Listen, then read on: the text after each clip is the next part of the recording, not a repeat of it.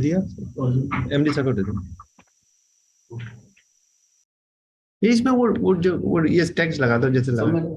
हाँ जैसे दोनों हाँ एग्जैक्टली ऐसे ही लगा। So now the time is up. You can start, Sajid. Sir, yeah, YouTube live हो गया. You can start. Yeah. Okay, please. Yeah, Sajid, please start. A very good morning to all. Respected Sri Sunil Kumarji, Joint Secretary Refineries, Ministry of Petroleum and Natural Gas, my seniors and colleagues from the industry, respected panelists, ladies and gentlemen, a very warm welcome on this morning for this World Biofuel Day celebration. August 10th is observed as World Biofuel Day in honor of Sir Rudolf Diesel, inventor of the diesel engine. It was just one day before, on August 9th in 1893, that Sir Diesel first successfully operated the mechanical engine with peanut oil. With this, he was able to predict the possibility of vegetable oil replacing fossil fuels as a feasible source of energy for the next century. And today we are commemorating this event in form of World Biofuel Day, and various events have been planned all across India to celebrate this event. With this, I'll request Joint Secretary Refineries, Sri Sunil Kumarji, to please address the webinar. Officials from the ministry and other ministries, officials from oil and gas companies, participants from all biofuel sector and biofuel industry, esteemed panelists, and all other participants. Namaste and good morning. On behalf of the ministry, I welcome you all in this webinar. It is indeed a proud day for all of us as Honorable PM will inaugurate India's first 2G plant at Panipat this afternoon. And India will join few select countries having such facility, and that too with indigenous technology. The 2G plant at Panipat is very symbolic if we see carefully. A 23.5 TMT biorefinery has just come up right next to 15,000 TMT oil refinery. It is a beginning of rise of biorefineries. The road ahead is long and difficult, but it is a sure sign of advent of biorefineries.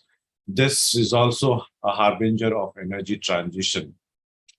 In a vision of a modern and sustainable bioeconomy, I often repeat, these biorefineries will be able to convert residues and waste in fuels, electricity, chemical, and pharmaceuticals ingredients like today's petrochemical refineries, but smaller, greener, and more sustainable. We are all aware that recent international development has brought the focus back on biofuel through, in India, we continued our with biofuel taking few steps. While world was not focused earlier, now there is a focus. Globally, energy security and environment concerns are two primary reasons driving the biofuel program. India has added two more dimensions. Biofuel program as a tool for rural development and enhancing farmers' income. At this stage, if you all see, the world energy systems are resetting, supply chains are being reconfigured, post-COVID and Ukraine standoff, biofuel are important component for this reconfiguration. It is important for energy transition for developed and developing countries alike. In one, for developed, it substitutes the existing demand, and in other, for developing, it substitutes additional demand required for the growth of the developing country. And aptly so, the theme of Biofuel Day this year highlights the role of biofuel in energy transition. We all know National Biofuel Policy 2018 aims at all these dimensions and provide us with a framework for growth of biofuel in the country. Biofuel provide a sustainable alternative to energy transition as liquid fossil fuels dominate the transportation sector. Replacing this fuel with renewable energy will significantly contribute towards comprehensive energy and sustainability goals. Ministry of Petroleum and Natural Gas is holding this webinar to realize the aims of biofuel policy, which is amended to incorporate changes happening in biofuel sphere. Various policy directives and programs which were started with total support and commitment of our public sector oil companies, biofuel sector investors, project proponents have now taken an impressive shape. The ethanol blending mark has crossed 10% and 306 crore liters of ethanol blended, which is highest ever ethanol blended in the country so far, is also achieved this week. This week has been quite momentous for biofuel in the country. This goal seemed distant and difficult, but the collaborative efforts of all stakeholders have made it possible. I take this opportunity to thank everyone for this accomplishment. No contribution toward this is small. From the idea stage to implementation stage, every one of us work together, and that collaboration is paying the dividends. Two important fuel which has shown remarkable growth is bioethanol and compressed biogas, CBG, or renewable gas called worldwide. The supply of these two biofuel will help substitution of fossil fuel in transportation and industrial uses. The other biofuels, I hope, would follow. The challenge of consumption side intervention for these two biofuels is also being tackled. The introduction of E20 compatible vehicles, flex fuel vehicles are now visible with clear timelines. This is a very welcome change. The increase in CNG vehicles in the country and injection of CBG in PNG through CGD and gas pipelines would help flow of biofuel in the country. Somebody, the compressed biogas from a Gosala in Rajasthan or MP will come up to Delhi or any other parts of the country, or this gas from the cow dung may be used to fuel a LNG vehicle in refueling unit in coming future. It's a very encouraging for one of us who are working on biofuel sector. In the area of advanced biofuel, the financial assistance program for setting up of 2G ethanol in the country is operational. The plants based on agri residues are located in the areas where farmers can benefit by using biomass and supply chain for these parts and would generate employment in these areas. Other 3 2G plants or OMCs are setting are also in advanced stage of construction and would be commissioned in coming months, making India one of the leading countries to have such facilities. Recently, many private investors, sugar and oil companies have shown interest in setting up 2G and CBG plants in the country. I hope with this, many more technologies find home in this country and a bioeconomy and biofuel sector grows enormously. I expect and hope that this webinar will help all stakeholders to assess the challenges and potential in the development of biofuel economy. The biofuel economy, unlike conventional oil and gas economy, is more decentralized, and that is the strength of it. And it requires participation of many players. And it is also a weakness. But because of this, it generates energy for local to global consumption. And the proceeds of this energy sale also remains local. That is very, very important. There is so much dependence upon engagement of local communities movement. There are suggestions of use of local resources to bolster biofuel feedstock supply chain. There is tremendous opportunity for farmers, technology developers, entrepreneurs, researchers, community resource managers, etc. Some technology would be showcased which aim to produce biodiesel at community level. I wish and I exhort the biofuel sector people who are participating today to join this movement. There is opportunity at every level of biofuel economy, from the aggregation to IT to technology to consumption side. This movement is going to go big in this country, and please participate in and join and make this country energy self-sufficient, at least in coming 30 to 40 years. Experts, I believe, will share experiences in project implementations. I see many experts are participating in this webinar. Financing, project estimation, other aspects of biofuel industry may be shared with other participants so that they can learn and take back some home with this idea so that they can also at the local level work for the development of biofuel economy. There are so many areas where services are required so that biofuel projects clusters become viable so that biofuel generations can be scaled early. The conventional combustion engines and internal combustion engines also need tweaking to be acceptable and adaptable to biofuels. I also have learned that SIAM is also holding a webinar today on low carbon mobility, and we have been working with SIAM so that the consumption side also takes care of, and we are having new vehicles which are using biofuel, blended transportation fuel. As I always said last year also, Biofuel Day for us is like a pit stop to reflect on the progress already made, as well as identify the gaps and challenges facing the sectors to move ahead.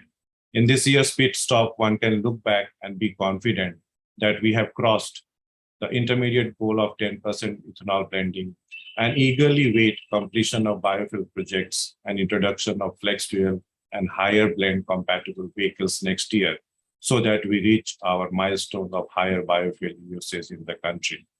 I hope all stakeholders will interact intensely and share their concern and provide feedback with the ministry. Jai Hind and thank you. Thank you, sir. Joint Secretary Refineries has been showing a leadership role in the entire biofuel sector. It is through his leadership and through his showing the path ahead, we could achieve all this, including the 2G ethanol plant at Panipat. His stress on access, energy security, sustainability, and use of local resources shall be the mantra for us for the near future, for the next 1 year till the next Biofuel Day. With this, I'll start with the panel discussions. The first panel is on ethanol. This Biofuel Day has a special emphasis on ethanol because today the 2G ethanol plant will be dedicated to the nation at Panipat. Also, this year we have achieved for the first time 10% ethanol blending. And this is really a great milestone under Ministry of Petroleum and Natural Gas. We have with us the moderator, Shri P.S. Ravi, Executive Director, BPCL, as BPCL is the National Coordinator on Biofuels and also has been taking a leadership role. We also have with us Dr. Reji Mathai, Director, Automotive Research Institute of Association of India. And they have been playing a leadership role in ensuring that ethanol blending is taking place in their vehicles. Dr. Ramaprabhu is there from Mahindra & Mahindra, an automobile manufacturer. And Dr. YP Rao is there from Advisor Strategic Projects, Gulf Oil Lubricants, and he is also a part of the BIS committee on ethanol. With this, I'll hand this over to Shri P.S. Ravi for the session. I'll also request that if there are any questions, it may be please be put in the chat box and to restrict the session to up to 11:30. Thank you. Yes, sir.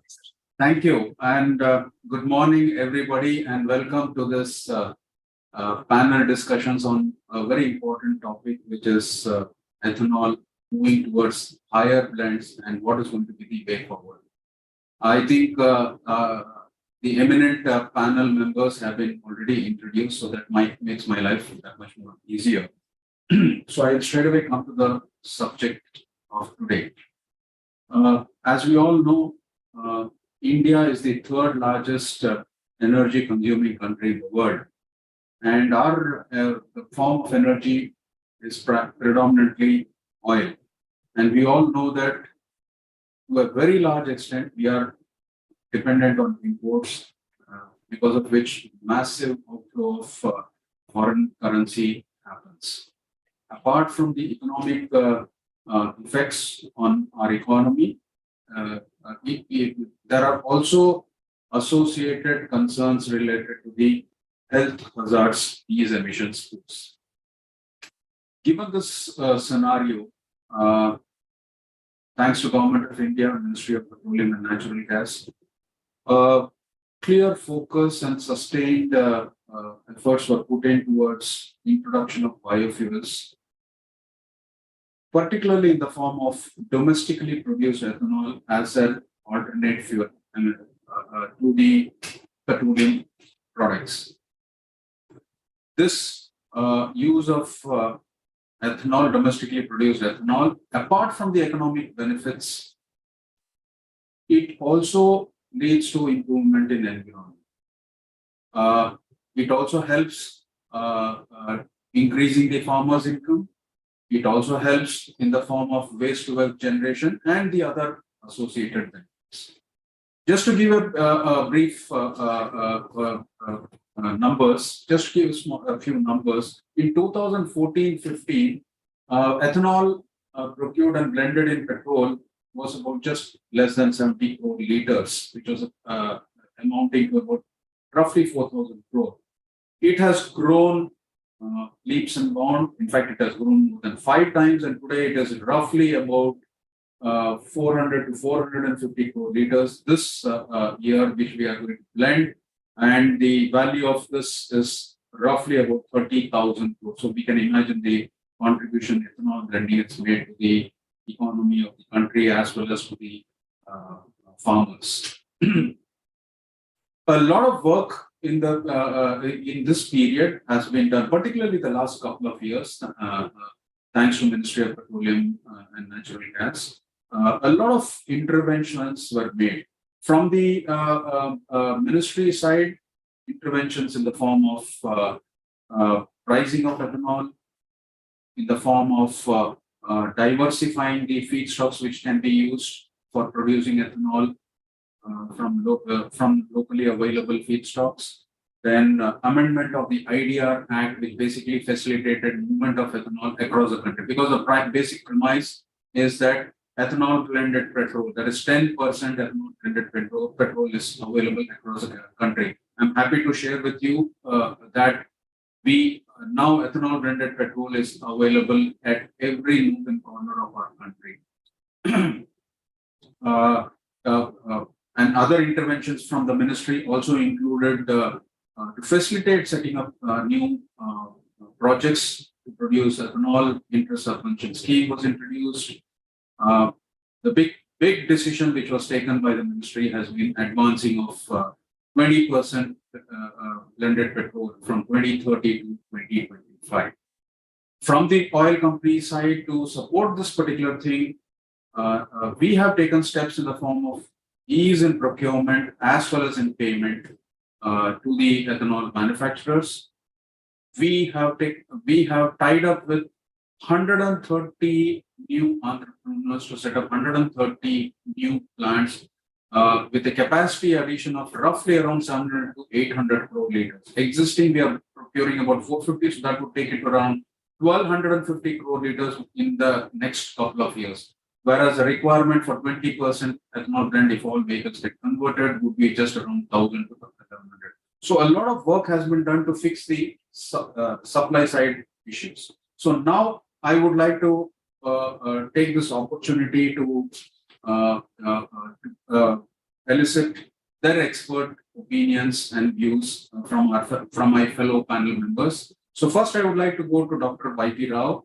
Dr. Y.P. Rao, he has already been introduced, but I would also like to add that he has got more than 40 years of experience in fuel and lubricant technology and is involved in the formulation of the fuel specifications over the year.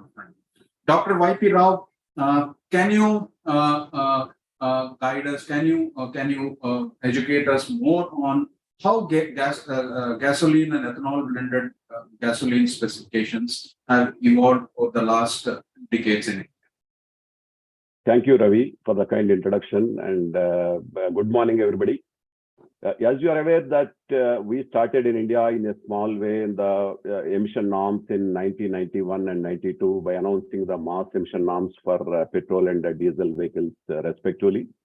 And all of us are aware that fuel quality is an important enabler to introduce a low emission engine and after treatment technologies. Hence, that the fuel quality has go hand in hand with the emission norms timetable roadmap. So accordingly, while emission norms or mass emission norms were announced in 91, 92, and in sometime in April 95, that it was unleaded petrol was introduced in the 4 metro cities, and also CAT converters were introduced in the petrol cars. Then subsequently, by 2000, the entire lead is phased out from the gasoline. And for the first time, BS1, equivalent to Euro 1 emission norms, were announced in year 2000. This thing. Subsequently, all of us are aware that first auto fuel policy came exactly 20 years back. In August 2002, that first auto fuel policy came into existence. Since then, for next 15 years or so, that we have followed a geography-based emission norms. For example, in that in April 2005, introduced the BS3 emission norms in about 13 cities, and rest of the country we followed the BS2, upgraded to BS2 emission norms. And same is the case when you come to 2010. We introduced the BS4 emission norms in 13 cities, plus another subsequently additional 20 cities were introduced. At the same time, in 2010, rest of the country moved to BS3 emission norms. Then subsequently, what happened? All of us are aware that in 2017, that pan-India basis, the BS4 emission norms were introduced. And also announcement was made from 2020 April onwards that the BS6 emission norms, by skipping the BS5, will be introduced. So accordingly, Bureau of Indian Standards has been working very, very proactively based on the timetable, emission norms timetable that was announced in first time in 2002 and subsequently in 2007. And we have been upgrading the motor gasoline and diesel specifications proactively, at least in 2 to 3 years in advance, so that all refining companies will get enough time to implement the project to upgrade the fuel quality by selecting the appropriate technology. So, for example, during the last 2 decades or so, that we have for motor gasoline specifications, we have revised at least 5 times to introduce the BS1 to subsequently BS2, BS3, BS4, and BS6 fuel quality norms. Along with that, in line with the Government of India emphasis and roadmap on phased introduction of the biofuel, BS specs also upgraded to accommodate the blending of ethanol in gasoline. Initially, to start with 5% way back in 2003. And today we have got a BS specifications both for 10%, what we call it 10% gasoline, that is the E10. And we also introduced a flexi fuel specification E85, and also based on the request from the Ministry of Petroleum and Natural Gas to take advantage of some of the states that ethanol available is plenty of ethanol is available. To take advantage of that, we also introduced that E12 and E15 specifications in between, and also E20 specification, and the E20 specification is also being finalized. And we also have got a E100 specification is also announced. Of course, our E100 contains about 90 to 94%, which means in line with both the emissions roadmaps as well as the biofuel introduction timetable by the Government of India, BIS has been working with all the stakeholders and formulated the gasoline specifications along with the blended, the ethanol blended gasoline specifications. In fact, even methanol blended gasoline specifications also we formulated. And also, of course, diesel, as far as diesel is concerned, we also formulated the biodiesel blended diesel specifications, including the 100% biodiesel specifications. Ravi, with that, I'll stop, Ravi. This is the activity that has been going on the fuel specification side, and we have been working very proactively, BIS, along with the help of the auto industry and oil industry. Thank you. Thank you, Dr. Rao, for clearly explaining the evolution of the gasoline and ethanol blended gasoline specifications, how it has evolved over a period of time, and how we are future ready. Now, I would like to straight away go to Mr. Ram Prabhu. Mr. Ram Prabhu is the head fluid technology department in Mahindras. He has got wide experience and is in charge of fluids development in Mahindra and Mahindra. He is also the fuel sub-chairman of Society of Indian Automobile Manufacturers. Mr. Ram Prabhu, Dr. Rao talked about the evolution of the fuel specifications for gasoline and ethanol blended gasoline. So what challenges do you see in terms of technical issues related to the automobile and during this journey of these transitional fuels to higher blends? Thank you, Mr. Ravi. Thanks the opportunity provided by MOPNG and IOCL for this joining in this panel discussion. I would like first to appreciate the efforts whatever has been taken to implement the E10 in this country within 5 years of time, as it was mentioned by you and Dr. Rao also earlier. Within 5 years of time, it was an unimaginable task which was very greatly achieved, and we thank for that. And now we are at, I heard from IOCL Dr. Ramkumar in the separate discussion Now it is at 10.17%. It is a very, very good to understand and here. So we hope that it will continue, and we are happy to find the determination in which the government is moving to make it E20 in this country and then the flex fuel. Having said that, I would like to categorize our requirements as well as understanding challenges into 3 buckets. One is with respect to the E10, and other is with E20, and the third one is the E85. So if we look into what is done for E10, it was a relatively easier task. Hope everyone will know that E10 implementation was much delayed and much awaited throughout the country. So auto industry had enough time to prepare or make it the vehicle as well as the components which are compatible for the E10 fuel. So absolutely, we didn't have much of challenges when the E10 become countrywide norms. Of course, we still have some gaps to be filled up with respect to utilization of the loss of energy by improving the, what I can say is compression ratio with the help of the increase in the octane number, which was also very much debated and which was agreed upon by the panel committee, and with the help of Joint Secretary Shri Sunilji available here. And there is a work which is already going on to implement the R195 in the country, and it will be expected soon. That's what the today's status with respect to E10.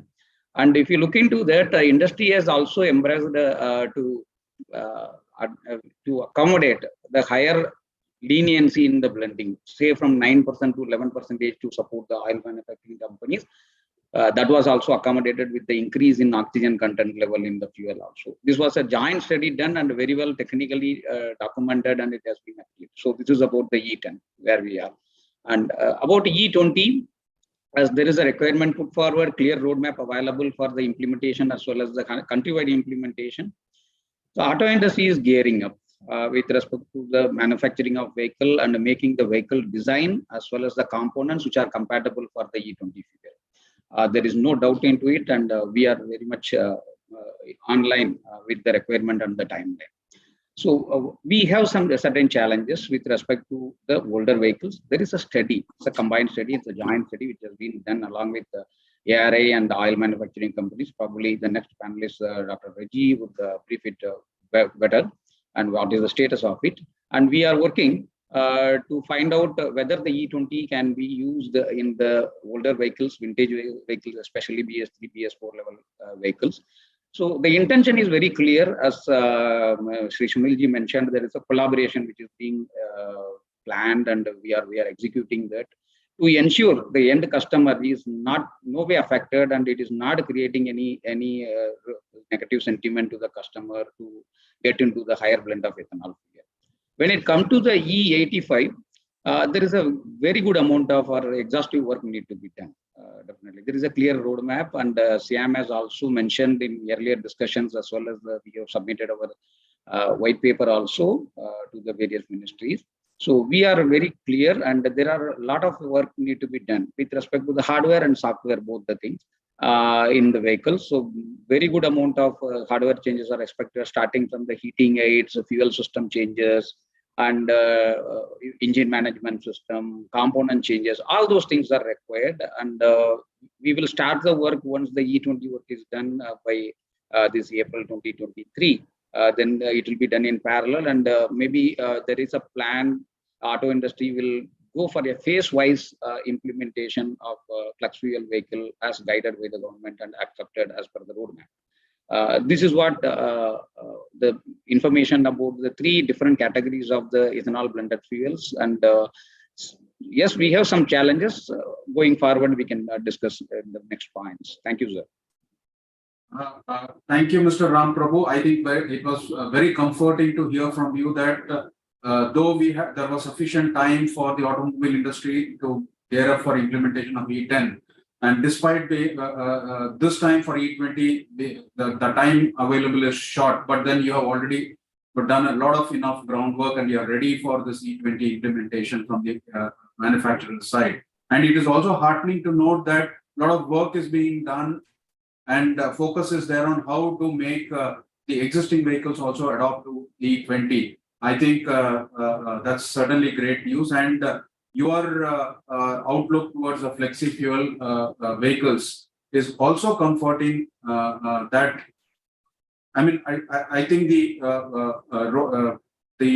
roadmap has been framed, and I think a lot of work is going on, is what you have actually conveyed. Thank you very much, Dr. Ramprabhu. Now I would move to Dr. Reji Mathai, the Director, Automotive Research Association of India. He has a wide experience, more than 3 decades, in the field of engine and vehicle testing, and also ambient air quality. Dr. Mathai, we always talk about the benefits to the environment because of these biofuels or greener fuels. With the blend going and reaching now 20% in the coming year, can you throw light on what significant benefits would be derived in terms of cleaner environment?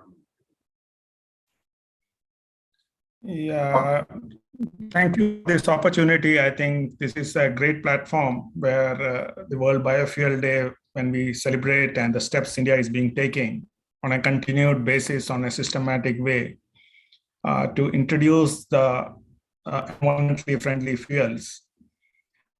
This platform brings together the stakeholders, and thanks for it.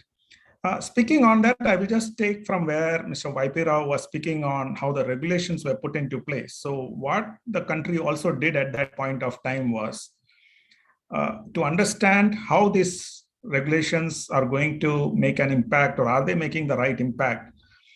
The first source apportionment study was constituted by the government, and it was under the Ministry of Environment and Forest. CPCB was the prime agency which did it, with many stakeholders coming together. This study assessed what are the constituents that are causing the pollutions to the ambient air quality and how it is impacting it. And this study threw a lot of surprises also, means at that point of time. So transport sector's contribution was seen as something like 27-28%. Dust in certain cities were really contributing a lot to the PM over there. So one of the things that has now been put into place is, as we move to these alternative fuels or eco-environmental friendly fuels or the biofuels, parallel studies are also being conducted to ensure that the impact on the environment is the right way. So there have been a lot of evaluations. ARI also have done studies. IIT Delhi has done various studies on it.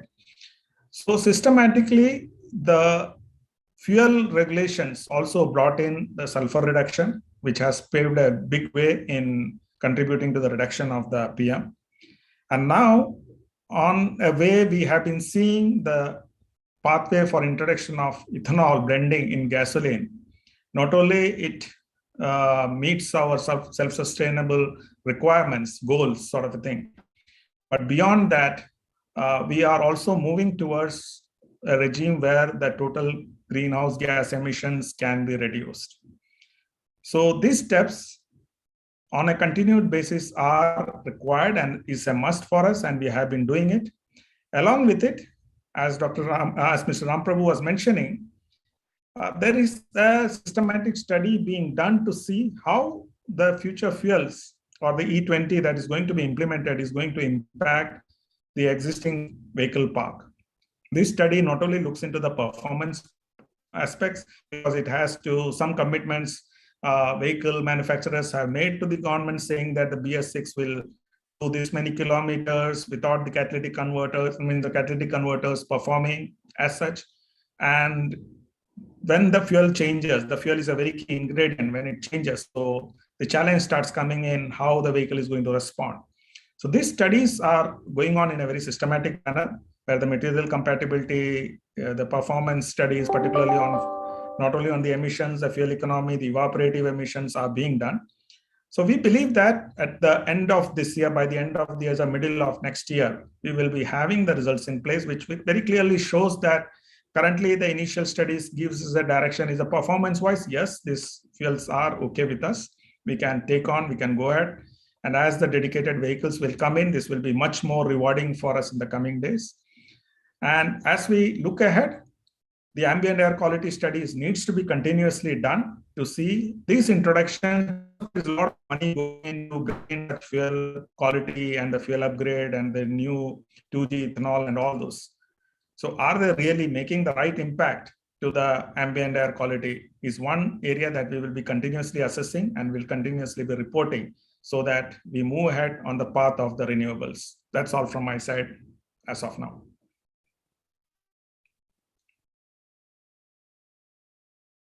I think, sir, you are on mute. Sorry. Thank you, Dr. Mathai, for very clearly explaining the benefits of the fuel quality, which has progressively improved, as well as now with the ethanol blend coming in place. So you've very nicely articulated the significant benefits which is going to accrue to us, particularly from the environment perspective. So since we have come to the end of our time limit, so I would just like to summarize by telling that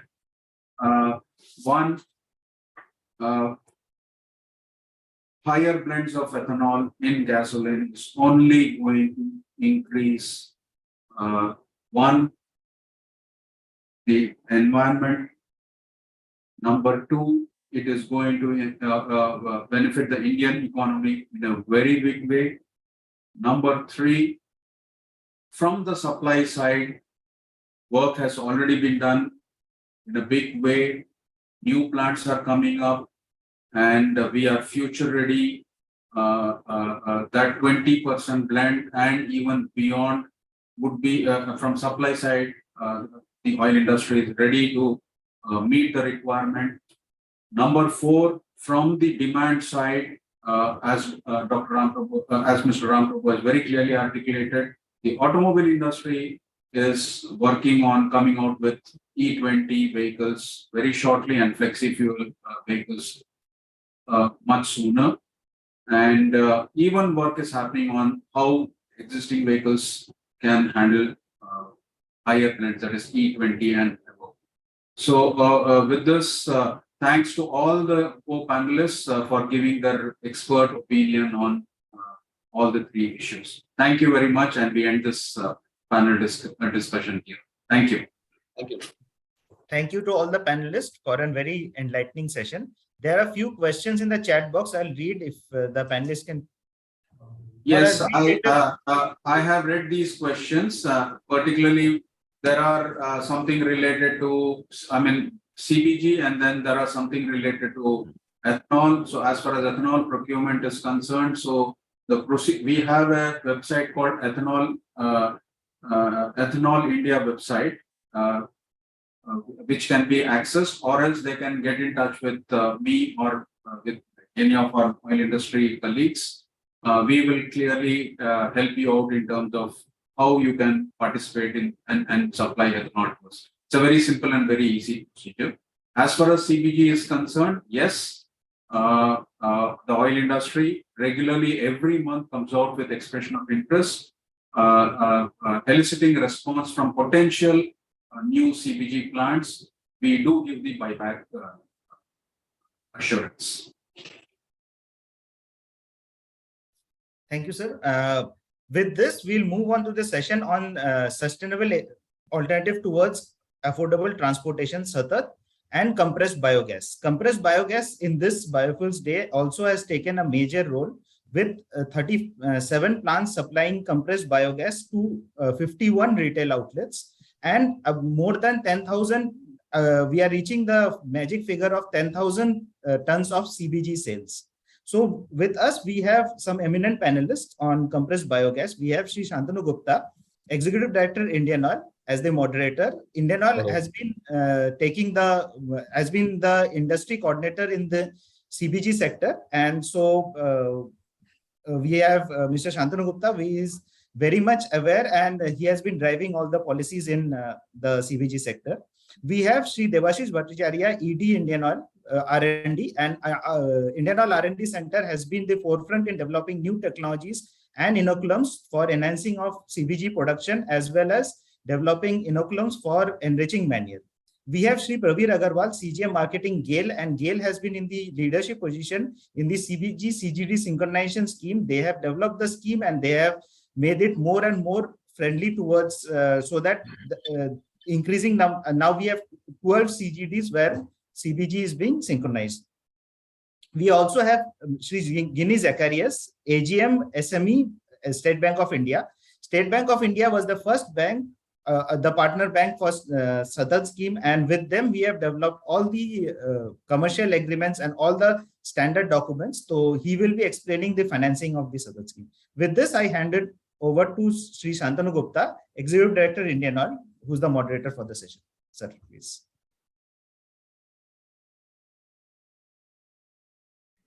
Yeah, thank you. Thank you very much, Sujit.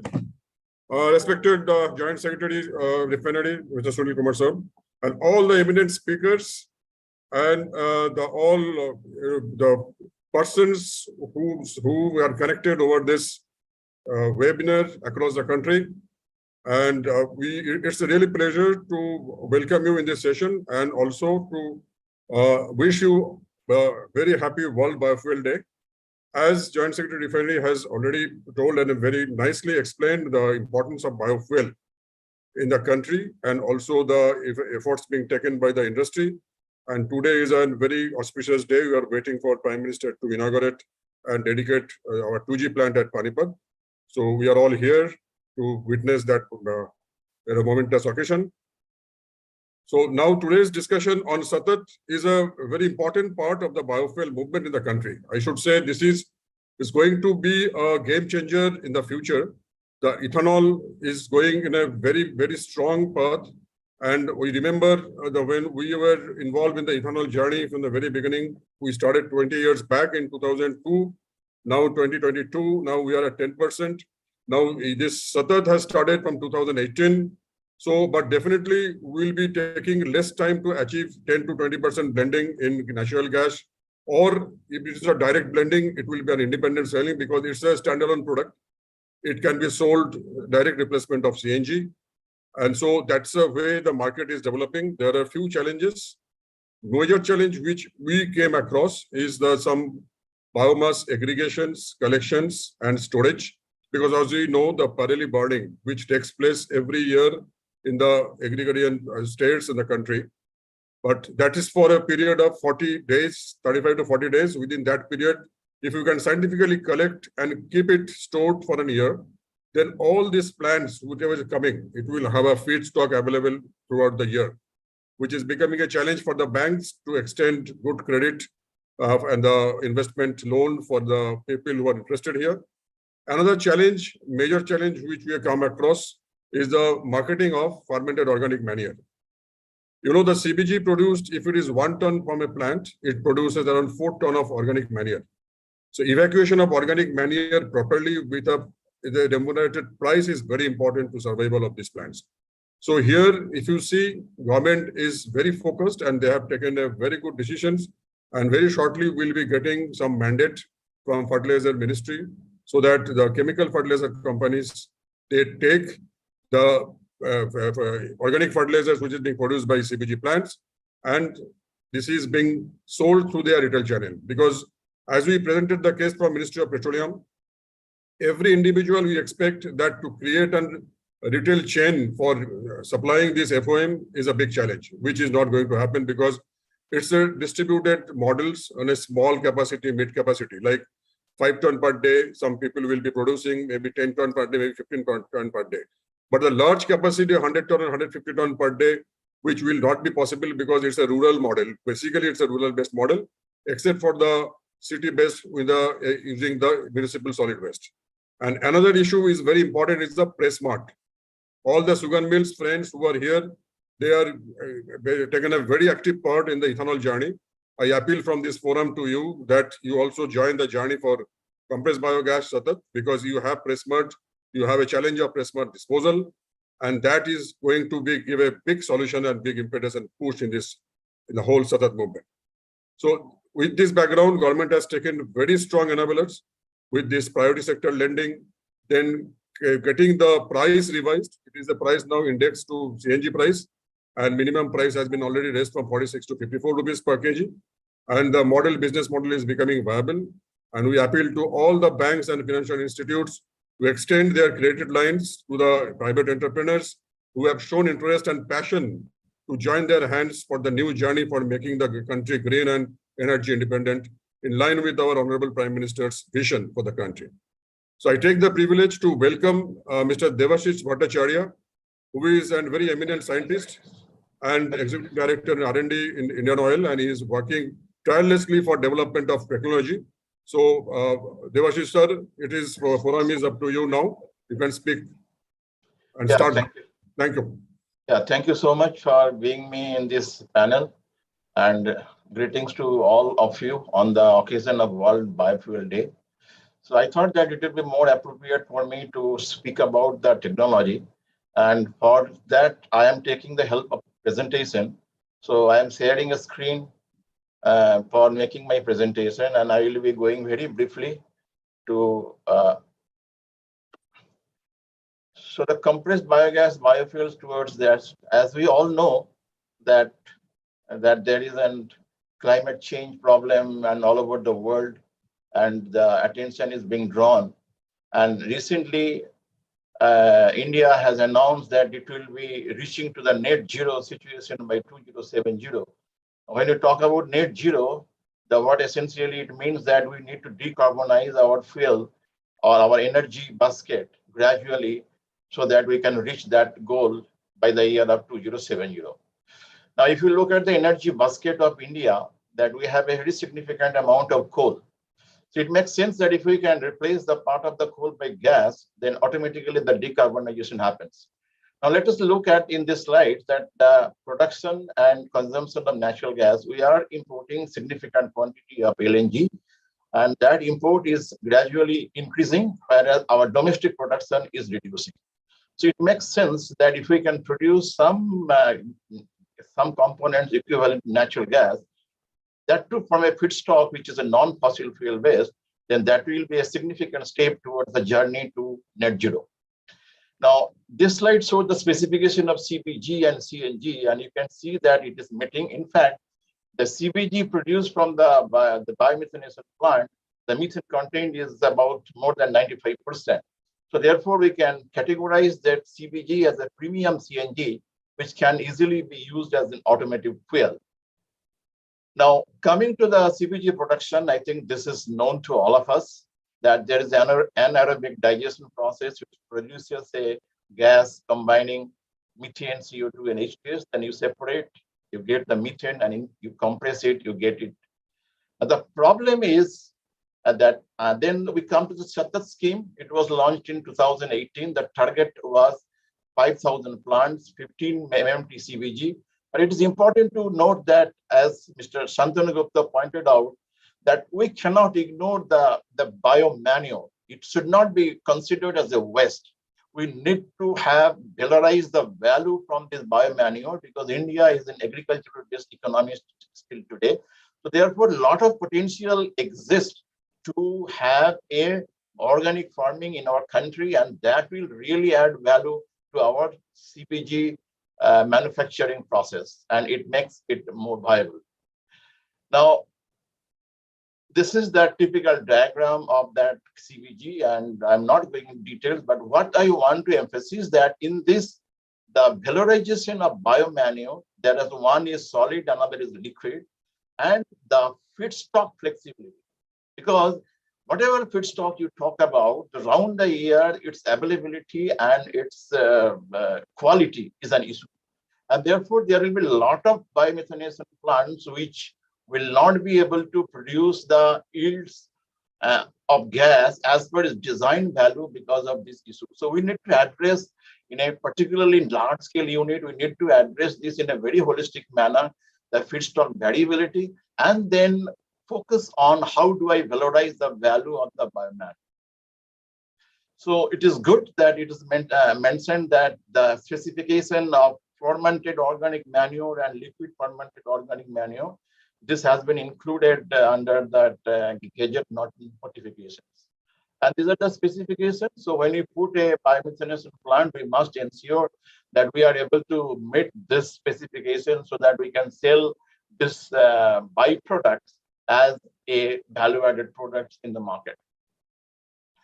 Now, the as it has been already said that the nature of the feedstock is such that that capacity of the plant is not likely to be very big. There will be very few plants in the country which will be of bigger capacity.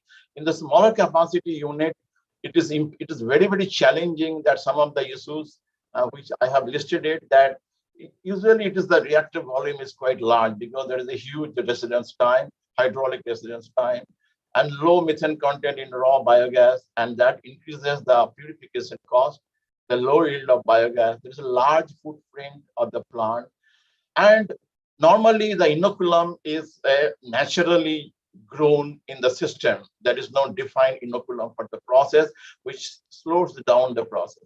Then, as I mentioned earlier, availability of feedstock, wide variation, and last but not the least, effective monitoring and control. Because of the smaller size of the plant, which you see in the organized industrial sector, this does not happen. So when you design the plant, we must ensure this aspect, we must keep this in our mind.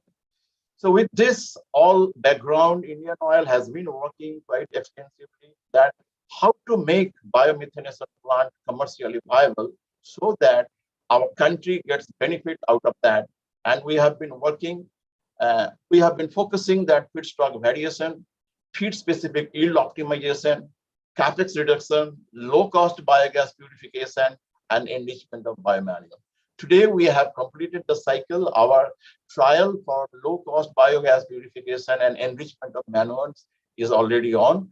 And the first three we have already incorporated in our plants, which we have designed so far.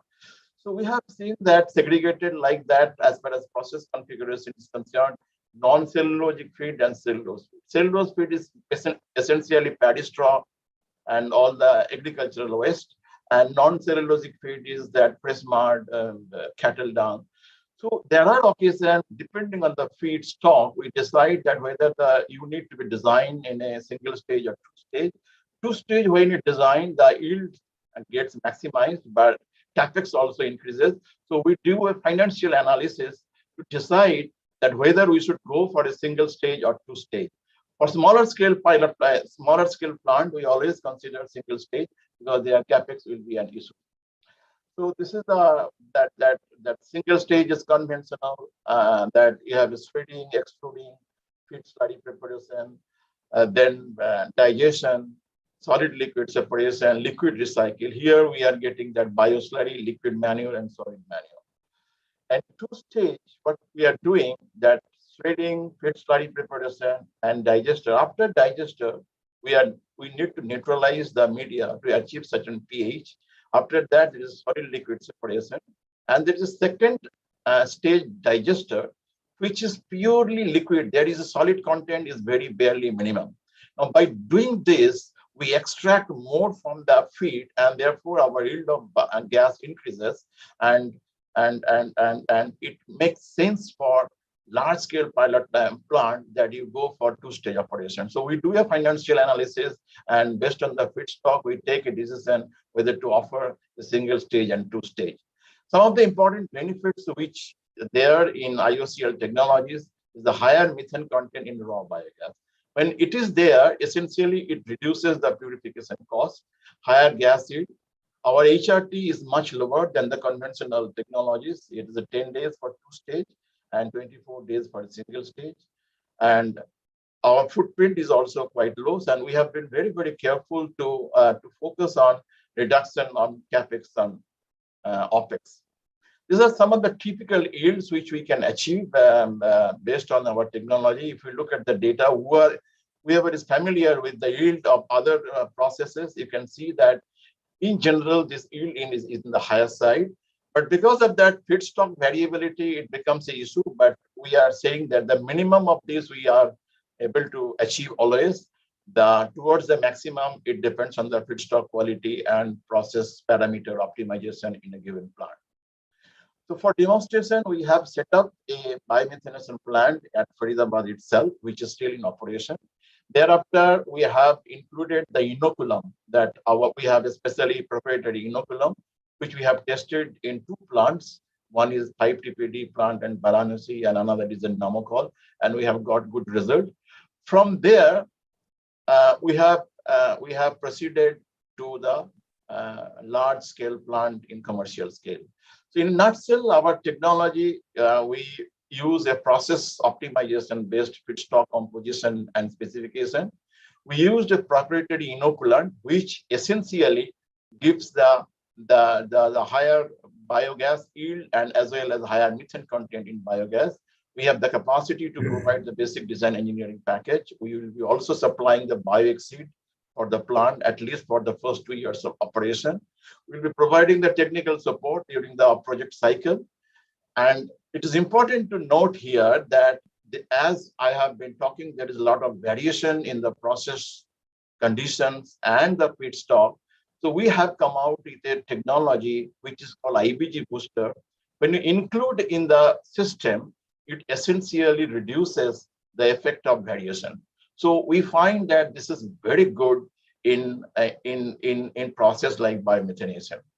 And finally, microbial technology, that we are getting a liquid manure and solid manure. We also focus that can we not add more value? Can the farmers not get more value out of that? So we again use the microbial technology to upgrade the solid and liquid manure. So if you look at the totality, you have a bioexceed, which is a proprietary inoculant. We have Cbg booster to take care of the variation of the plant the feedstock quality as well as process condition. And we have a microbial technology for enhancing, augmenting the quality of the liquid and solid manure. Altogether, it essentially improves the margin around a CBG plant. So today, there are 4 plants we are going ahead. The first one is Jaipur, which has already been commissioned. A stabilization is in progress. The right side, you can see the photographs. That is the 2 tons per day based on paddy stock feed is being constructed at Gorakhpur. 2 more plants, one is Barsana and Gwalior. The Barsana, again, the engineering is about to begin, and Gwalior is engineering in progress. When all these plants will be set up and operated, the amount of data and information we'll be getting and we'll be validating in a single platform, subsequently that will be used to bring more values of the technology for rest of the plants in the future. So thank you very much for your attention. Thank you. Thank you, Mr. Bhattacharya. Thanks a lot for a very detailed and very powerful presentations, which we can. It's a very good news for all the fraternity who are giving time and energy for making the SATAT scheme successful and to change the landscape of the country in the energy sector. So now I will request Mr. Gini Kakarias, who has been very instrumental since beginning. When 2019, we started together discussing about the loan and the investment support from SBI. In fact, today's commercial agreement and the formats have been already developed with in connection in the linkage with SBI. So I will invite Mr. Gini to speak on the financing aspects for this CBG plants. So very good morning to all of the participants. Am I audible? You are audible, please. Yeah. So welcome all to this forum, and this is the right forum, and today is an auspicious day, an important day for this entire biofuels.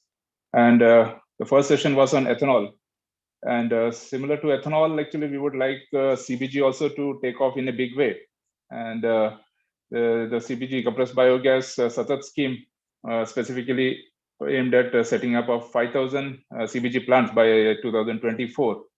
So State Bank of India has been in discussion with all the oil marketing companies, especially the IOCL, the nodal department, to frame the policy for financing CBG plant. So we have come out with a loan product also specifically to finance the viable CBG plants. So we came out with a loan product in September 2020. And according to that, the first stage is the letter of intent holder. The OMCs should issue the letter of intent to the potential entrepreneurs who are interested in setting up CBG plants. So that is one of the primary requirements to be covered under SATAT scheme. And then basically there is a the loan margin which we stipulated for that particular product is there is a 30% margin which you have stipulated for the promoter to bring in, and 70% would be bank funding. So in fact, we are keen to finance all the viable projects based wherever the entrepreneur is approaching the bank. So we are keen to finance each and every project. But what so far we have observed, first of all, there is due to the interim pandemic, many projects were kept on hold by the entrepreneurs. So now the situation has already improved. There is almost pre-pandemic levels. So the entrepreneurs which are coming to the bank, so they are being guided properly. And as on date, we can say the entire banking fraternity, they have financed several CBG projects. And the Ministry of Petroleum and Natural Gas has taken several steps, enablers to catalyze this CBG movement. Some of the things which are initiated by recently is the pricing has been improved. So that was one aspect. The entrepreneurs were a bit skeptical, like whether the plants will be viable or not. So now this is the right step. With effect from 1st June, the pricing has been improved and linked to the CNG rates. And also this one more avenue has been opened up for injection into the city gas distribution. So that will also add viability to the CBG projects. And then there's a byproduct which is generated, the biomanure. For that also, the ministry is keen on coming out with guidelines, and the offtake of that also will add to the viability of the project. So, and there are various other steps also which have been initiated by various agencies, like World Bank is also proposing some lines of credit, so which will bring down the cost of financing. And also World Bank had a discussion with various banks, including State Bank of India. So they are also going to come out with a credit guarantee scheme also for the offtake of CBG, so that CBG can be promoted in a big way across the banks. So, so definitely these are the things from the banker's point of view. Whoever is serious of going ahead with the CBG plants, installing CBG plant, definitely we are there to finance each and every viable projects. So there is no doubt about being apprehensive. And as the previous speaker mentioned, the technologies are also being proven. And so the confidence is getting built up amongst the bankers. So because there was a apprehension about the technology aspect as well. But since IOCL has taken so many steps to build the confidence for the technology part. So that also is a confidence building measure for the bankers to go ahead with financing the CBG project.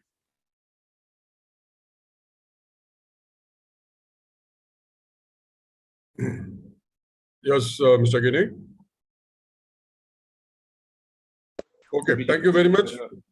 Mr. Guinea, thank you very much for your very thought-out presentations and the discussion points. You have nicely covered the major areas which is creating hindrance for the benefit of the CBG investors. But there are some collateral demands. Sometimes banks are asking for 100% collateral. So these are the areas where we put forward the request to you and all the banks to take care of this so that it becomes more user-friendly than the normal case, because it's in a very nascent stage. It needs lots of hand-holding so that at least 1,000 plants we can build within a couple of years' time and then go ahead for the 5,000 plants. So it's very important to give the statement to the whole country and the world. So thank you very much, Mr. Guinea, for your association with this segment and your passion for this segment. Now I will invite Mr. Praveer Agarwal from the CGM Marketing GAIL. He is also taking a very useful and strong actions for the integration of CBG through the pipelines and the injections to the CBG grid. All these things have already started. So I will invite Mr. Praveer Agarwal to elaborate on the activities which is going on and for the future benefits for the CBG plant owners. Thank you very much. Please, Mr. Praveer Agarwal ji. Thank you, sir. Good afternoon to all. And my greetings to the senior officials from PNG, the distinguished members from oil and gas fraternity, biofuel industry stakeholders, ladies and gentlemen. It is a pleasure and privilege to share my thoughts and with you on this app day. And today is it also has a very apt theme, biofuels towards a carbon neutral world. we realized that India is the third largest energy consuming country, and almost lot of it is being used from coal, oil, and solid biomass. So we need to, as COP 2070 also mentions, that we need to move to zero, so cleaner and affordable energy options, and we need to reduce dependence on fossil fuel, and we need to move to greener options. And I call these ethanol as well as biogas as green molecules. So these are basically green molecules in my pipeline, or maybe in the CNG vehicles. So these are very important for us. And for that, GAIL has, we are actually very passionate for this, and we have launched 5-pronged strategy to tackle these challenges on pan-India level. First one is the Cbg synchronization policy. It was started in April 2021, wherein we said that now this is the right time, that already because 11th A round of CGD entities auction has happened, and vehicles are now, so almost 96% of India is covered through CNG now. So this is right. Earlier, the petrol and diesel, they were there across India, but CNG was not there. The vehicles were not there. So this is the right time that the CBG can be mixed in the CNG and maybe replaced by the natural gas. Part of natural gas can be replaced by our CBG. So we started a co-mingling scheme, through which what happens that any CBG producer who is there in India, he can sell it to the local CGD entity. So there will be a network, and as I was telling, that 96% of India is now covered. So almost all the parts will have some small or big pipeline going through those areas, and so whatever plants will come up in future, they will be near some pipeline or near some the CNG, near some CNG station, and they'll find it very easy to sell it there. So we have actually brought a value-added product wherein we buy this gas at a very good price, which is at par with Satar, and then we sell it through a commingling scheme at a lower price to CGD entities, and then effectively it is a win-win for all the stakeholders in this scheme. At present, we have already signed almost 31 tripartite agreements, and 12 cities are using this gas, and we hope that very soon these initiatives will be going on pan-India basis as more and more plants come up in future. So this is one very important scheme where GAIL is leading. The second important thing where GAIL is contributing is GAIL, and we have our own 8 JV and subsidiary companies. Along with them, we are part of the normal Satat scheme also, wherein directly the gas produced from the plant can be sold at a CNG station. So that is a parallelly another the main scheme. We are part of that, and in this we have already given 267 LOIs, and we are continuously further going ahead with this. So that was the second part where GAIL is active. The third one is that we are setting up various CBG plants ourselves and with JV partners. As we speak, GAIL is currently executing a CBG plant in Ranchi in collaboration with Ranchi Municipal Corporation, which will be completed in 2023.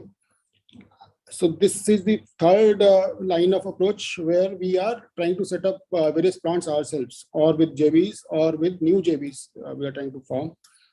So, and the fourth one is that GAIL is developing a support and funding ecosystem for CBG entrepreneurs. through our flagship startup funding scheme called Gale Punk. So we have a scheme called Gale Punk, and we're using that Gale Punk scheme where budding entrepreneurs are provided financial, technical, and other assistances to develop, plan, and implement their projects through various supports from Gale. So already there are many companies who have benefited from this, and some of these companies have now become important stakeholders, and they are trying to set up other CBG plants either directly, or they are helping the budding entrepreneurs to set up their plants by providing them the technology. So that is the fourth one. And the fifth one, of course, is we are shaping the policy for. We are trying to help various people. We are meeting various stakeholders. We are meeting, for example, PhD chambers of commerce. We met last week. State administrations we are meeting, and the pilot synchro scheme was launched by MPNG last in 2020, and then slowly we have built this policy. We talked to various CGD entrepreneurs, CBG entrepreneurs as well as CGD companies. So both we discussed with both of them, and then finally the synchro scheme was finalized, and subsequently there has been no looking back, and I'm sure that we are to see the brightest days of the CBG industry in India. So given the awareness of biomass and other organic waste in India, I always say that it is the best thing that if you convert the waste and the pressed mud, the bud excreta, and all such things to biogas or to the organic manure. So these wastes, these useless things will be converted to very useful things. One being natural gas, the CBG, and the other being organic fuel, which is equally important for soil also, and for our, we know that organic food is priced costlier than the normal food. So this industry will help that way also. So now the stage is set for rollout of biogas and CBG as clean and local solution to meeting India's rising energy needs. And as Joint Secretary Sir also said, that this is very important part in making India self-sufficient in energy space, because all this gas will be locally produced. Thank you very much. Thank you, Praveer, for a very thoughtful thinking, and also the explaining the various modes which we are all taking up. For the audience now, the sake of time, it's I will conclude here with all the developments what we have done and the questions what you have given to the chat box, and also Mr. Basu is there. He is going to respond to that. We'll couple of questions we can quickly see because of the collateral and other issues. There are issues in that which SBI and all other banks which are also being approached to consider and making a very considered view for these investments. And I could go through some of your queries, whether this 2 ton per day will be included in SATA. So here I have a suggestions. You just try to think a little bigger, because very small plants, economic viability becomes a problem, because for any challenge in the feedstock and other areas, you suddenly get in the out of pocket. So I will request you to look for anything around 6 to 8 ton per day gas productions, and don't go for a very small scale plant. Because all the things has to be done, the detailing and everything will becoming a challenge. So it's better to have a moderate and higher size. Coming back to the evacuations or off-taking will be a bit challenges from time to time, because some of the market there is no CNG. So there is no vehicles available. So in such markets, it is taking some more time. But we are sure with the propagation of CGD network across the country, another 2 to 3 years time, this all will be taken care of. And also the small and mid-size consumers who are direct industries, they are also looking for, in view of our making the efforts green fuel alternatives and also the sustainability challenges which is coming in the future. So as a whole, the keeping in view our Honorable Prime Minister's vision for making our country net zero by 2070, we all take the pledge to pursue it wholeheartedly so that we can achieve the dream. And also I'll request you, please do not waste the waste. That should be my slogan for this Biofuel Day. Keep the waste properly and use that waste properly and convert it for the nation's benefit. Thank you very much. Wish you all a very happy day today and keep on watching the Prime Minister's program today at 4:30. Thank you very much. Over to Sajid. Thank you, sir. And thank you all the panelists for a very entertaining session. Next, we'll move on to the advanced biofuels and the value-added products session. Advanced biofuels like 2G ethanol have been taking a greater role in our society. And today, with the inauguration of the first 2G ethanol plant, this will have a more important role. Value-added products, valorization of various products from these biofuel projects shall make the projects more viable. So today we have Sri Sridhar Gaur, ED HPCL, who HPCL has been setting up various 2G ethanol plants. So we'd like to hear from him. We also have Nikunja Barthagur, sir. He's a senior CGM and Numaligarh Refineries. Numaligarh Refineries is setting up the largest 2G ethanol plant. So he will also have some interesting insights to share. Paraj Industries has set up our 2G ethanol plant at Panipat. So we have Sri Atul Mule, President Bioenergy, Paraj Industries. We also have Sri Praveen Dongre, CGM Alternate Energy Indian Oil, who has been playing a leadership role in setting up of our 2G ethanol plant at Panipat. So over to Sridhar Gaur, sir, for the session. Good afternoon, everyone. Happy World Biofuel Day for all the panelists and the other participants who are participated in this webinar organized by MOPNG. So the topic, as it says, advanced biofuels and their value-added products. So initially, I would like to touch upon what is the advanced biofuel. Biofuels, these advanced biofuels, as definition it goes, which they are produced from lignocellulosic feedstocks, agricultural and forestry residues, and bagasse, woody biomass, all these things, and industrial waste and residue streams also. So this broadly defines the definition of the advanced biofuel. And the types of advanced biofuels that would come in the definition would be the second generation ethanol plant. And we all should be proud that India's first 2G ethanol plant is going to be inaugurated by Honorable Prime Minister today. And this will pave way for in India for the growth of second generation fuels, particularly ethanol, as we go forward. And we do have other products such as biodiesel made from used cooking oil, non-edible tree-borne oils, short gestation, non-edible oil-rich crops, green diesel from renewable sources, and biofuels produced from synthesis, gas, drop-in fuels from renewable and industrial waste, dimethyl ether, algae-based 3G biofuels. So all these things are there which fall under the advanced biofuel type. And in fact, as far as HPCL is concerned, we are also in the advanced stage of our plant progress at Punjab, at Batinda in Punjab, where we are setting up the 100 KLPD 2G ethanol biofuel. And already the work is in full swing, and we are likely to complete as per the scheduled times.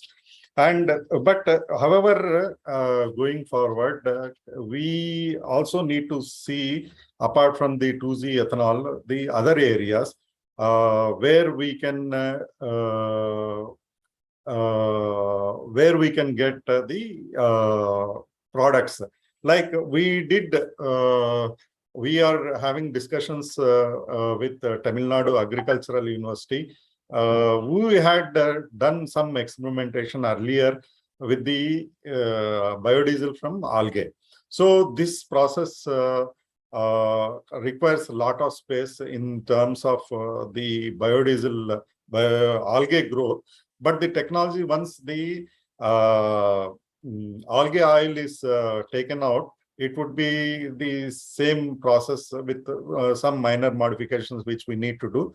And then we are hopeful that this 3G biodiesel, which is there, would in India, we would also see this also coming up in lab scale, at least in the near future, and then going into the commercial, this one. In fact, some other developments which are there is the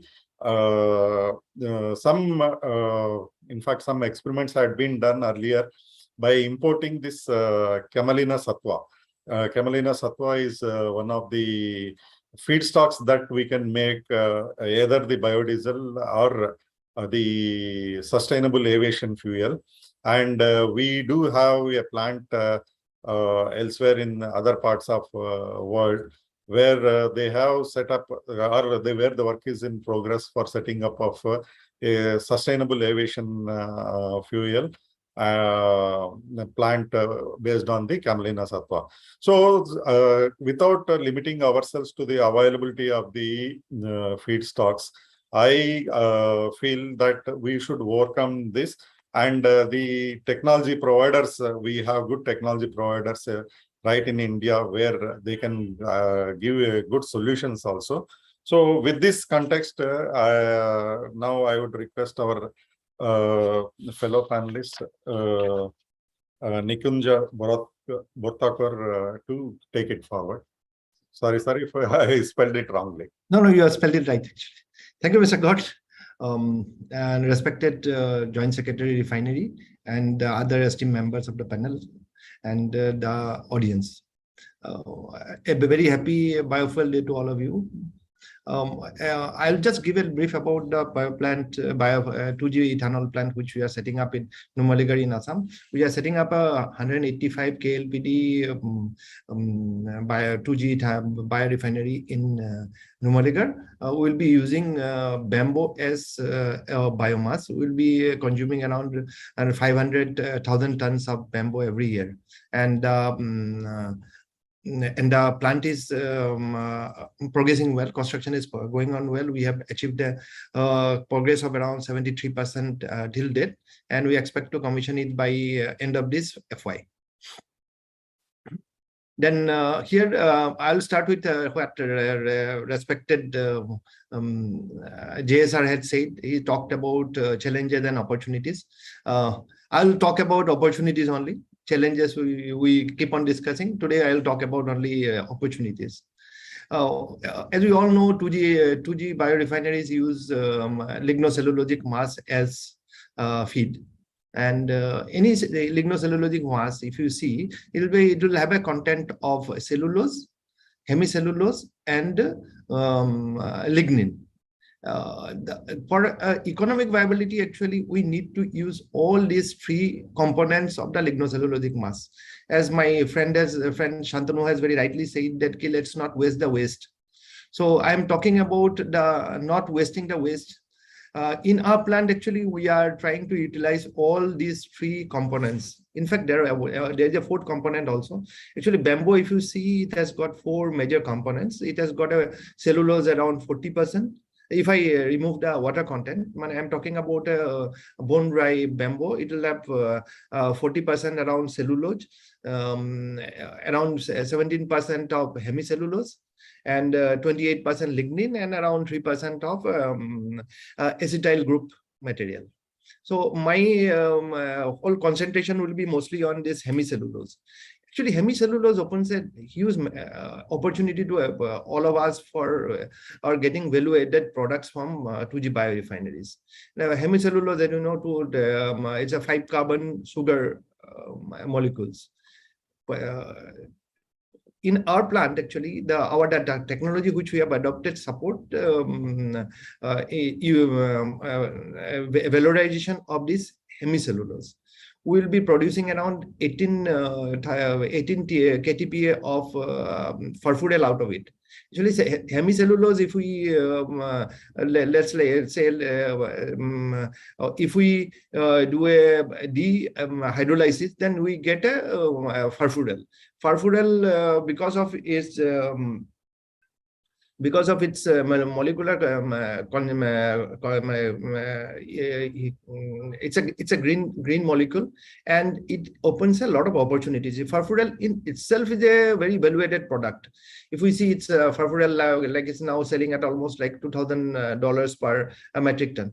But there are other other opportunities actually which comes with the production of Furfural. And the products which can come out of Furfural are like, we can have Furfural alcohol. Furfural alcohol is used in foundry industry mostly. And another use which has recently come in for is the wood modification. Actually, it's they call it a tickification. Means any ordinary wood, if they treat it with furfural and furfural alcohol, no, it gives a tick-like characteristic. The other use of furfural we can see is that it can be converted into green monomers for conversion into polymers. One of the R&D project which we are doing with the help of IIT Guwahati is the conversion of this furfural into caprolactam. Caprolactam is a monomer which can be converted into polycaprolactam, which is a biodegradable plastic. So once this experiment is successful, I can assure you that this will open a huge opportunity for our company and for anybody else to get into this business, because there is a requirement of biodegradable plastic is like I'm talking about a blue ocean. And other opportunities for conversion of furfural is into levulinic acid. Then I can think of quite a few other products which can come out of it. Like in bamboo, which we are using, the other biomass which the other 2G ethanol plants are using, like rice straw and all, also have cellulose in it. Hemicellulose in it. Now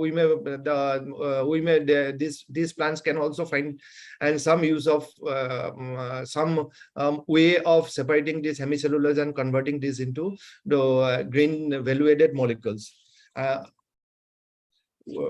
Then one more product which we are getting out of this our biorefinery is that the acetyl group components, which we will be producing around 11 KTPA of acetic acid. That is another value-added product which will be in a position to sell. With this, it has with these two value-added products, our viability of the plant, though it's we have a very capex heavy plant, but it increases our viability because of these two value-added products. With this, I think I am sure that we are getting late actually.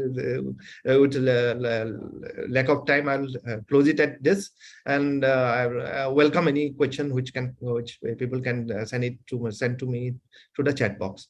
And thank you for the opportunity given to me.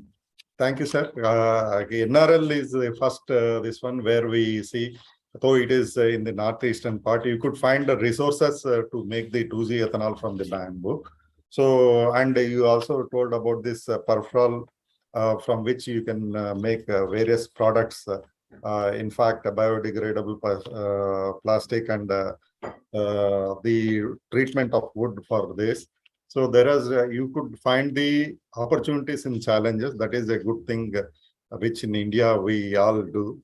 So I would now request Sri Atul Mule, President Bioenergy Praj Industries, to give some insights on the technology part of it. Yeah, good afternoon.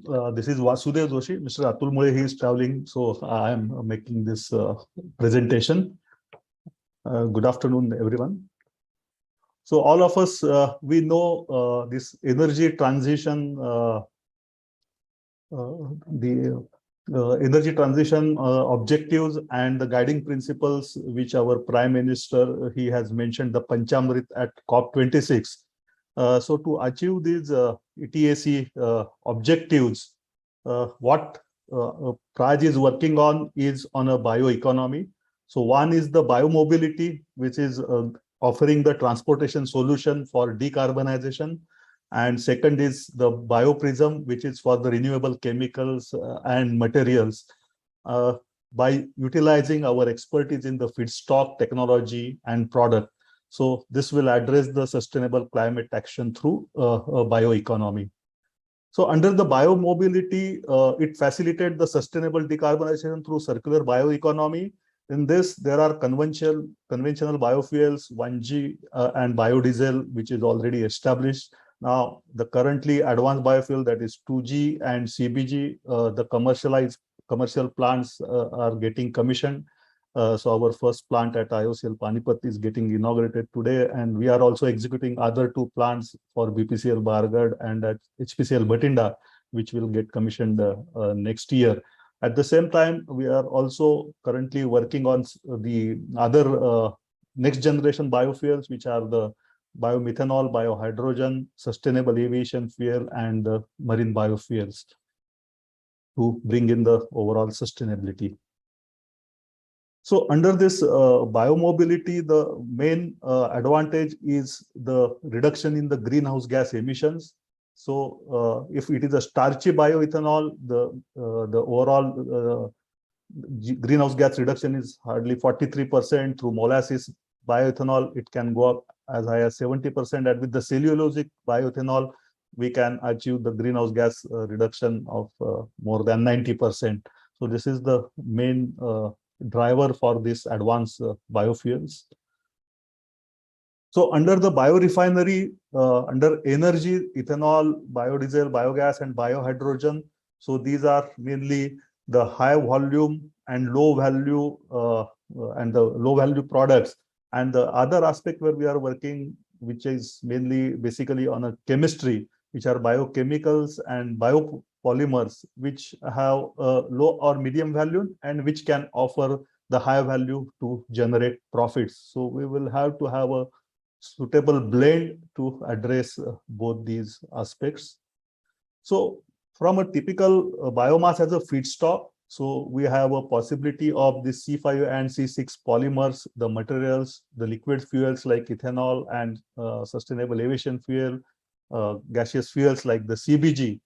And under the lignin valorization, we are developing the technologies for lignosulfonates, the biobitumen as a blender with the fossil bitumen, lignin silica, marine biofuels, and various additives. And these can be blended and used for roads, cement admixtures, polymers, and other adhesives.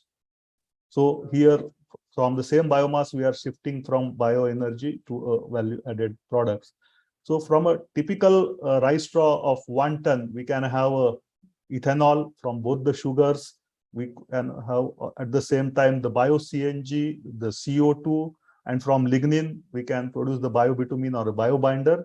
And also there is a possibility to produce the lignosulfonates. And from the xylose sugars, furfural and xylitol. So these are various opportunities, and based on this, the overall biorefinery can be configured to make it a viable proposition. On the bioprism, mainly this is for the renewable chemicals and materials. So these materials produced from bio-based feedstocks are sustainable alternatives to the fossil resources. So our focus is on the co-products which we discussed just now. Then the bio-based polymers, that is polylactic acid and polyhydroxyalkonates, and the natural waxes and the hyaluronic acid. So here, so the focus here is on this top quadrant, because PLA and PHA, why we have selected this, because these are the renewable resources and these are biodegradable. So mainly from this fossil base, we are mainly traveling to the renewable resource usage and towards the biodegradable material production. Thank you so much. Thank you, sir. Thank you for sharing with us the progress that is been there in Praj Industries. And we see good number of advanced value-added products that are coming, like the bioplastics which are there, and then the biobitumen which is there. So these are, of course, the biomarine fuel that also would add to the kitty in India as we go for as soon as you come up with these technologies in India, and the sufficient project proponents are there who are interested in developing this. So now I would request our Sri Praveen Dongre, CGM Alternative Energies, Indian Oil, to share his thoughts. Thank you, God, sir. I'll just trying to share my presentation.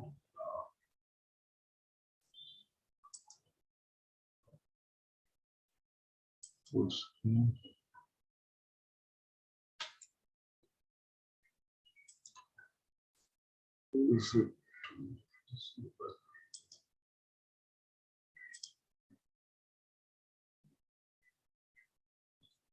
I think there's some problem.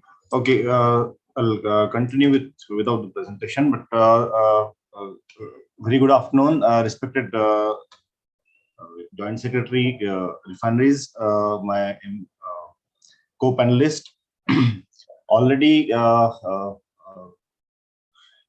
Praj representative as well as Marthakur sir and Gaur sir has elaborated on what are the advanced biofuels and what are the possibilities. Probably in this, if we see India as an aggregated society, we, from the feedstock perspective, we have almost 178 million metric tons of biomass residue, probably. And then if you take the MSW, we try to figure out over the last few years what is the source potential, and based on that, what is the possibility. So when we got into this advanced biofuel space into 16-17, so the biomass is around 178 million metric ton, and then the MSW potential that time itself, or NBP itself, talks about 62 million metric tons. And if you see that 10 years projection, probably the number can go to 148 million metric tons. And in case of India, probably that sort of MSW management will be unsustainable unless we are able to find a solution to convert the waste into wealth. Then from diesel perspective, UCO itself has a potential of 222 crores liters, which can be collectible potential if it can be enforced. And then we talk about TBOs, T-borne oil seeds. Potential wise, around 15 million metric ton potential is there, and around 15 lakh tons is the potential, and 5 lakh tons is getting collected. Now, so based on this, the advanced biofuels from 2G to 3G to bio-CNG, biomethanol, then work is going on DME, also bio-DME, because DME then it can create the carbon neutrality perspective. Biohydrogen based on CBG plants.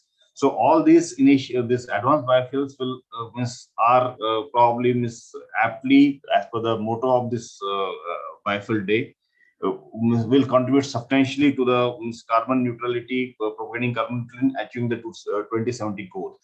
Now, as listed out by Joshi ji, valuated product wise, from whether it's 2G or 3G, from people we have been interacting over past few years with technology developers within India, so that means we are able to promote through collaboration or through our startup scheme also, new startups, technology startups, whoever is developing technologies on this front. So we have interacted with people. We are glad to know that means people are working on biomass fractionation. So that means cellulose, hemicellulose, and lignin is separated, and then probably which component is most efficiently converted into, whether advanced biofuel or you want to directly get into biochemical, because this replacing fossil chemicals will also basically help you in, as a country in mitigating the carbon footprint. So people are working on this in case of biomass, cellulose, hemicellulose, lignin separation, and then converting each of them into the respective best value creation product.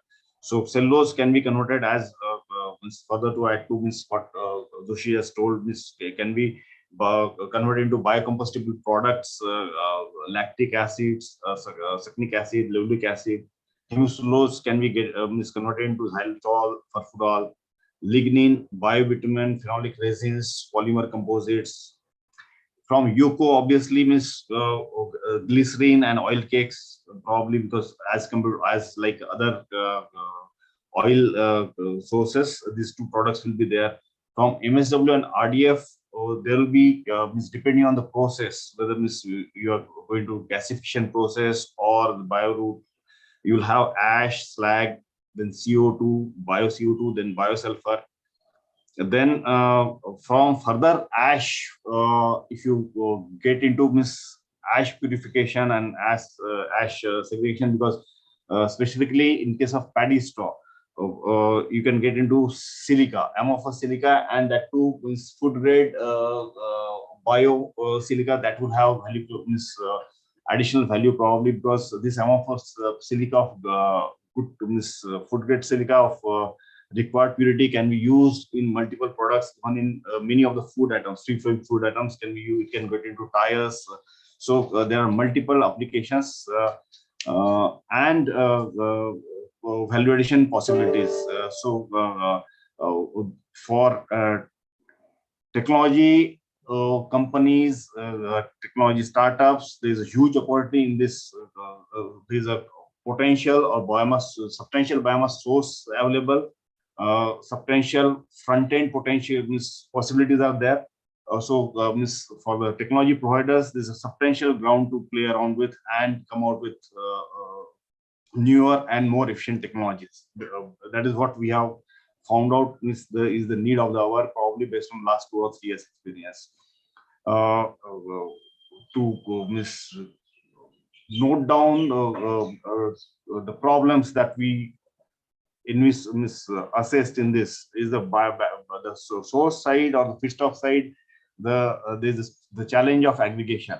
So there problem is, as JSR also has pointed at the beginning, is there's a huge challenge, involvement of huge number of entities, and they have to be mobilized in a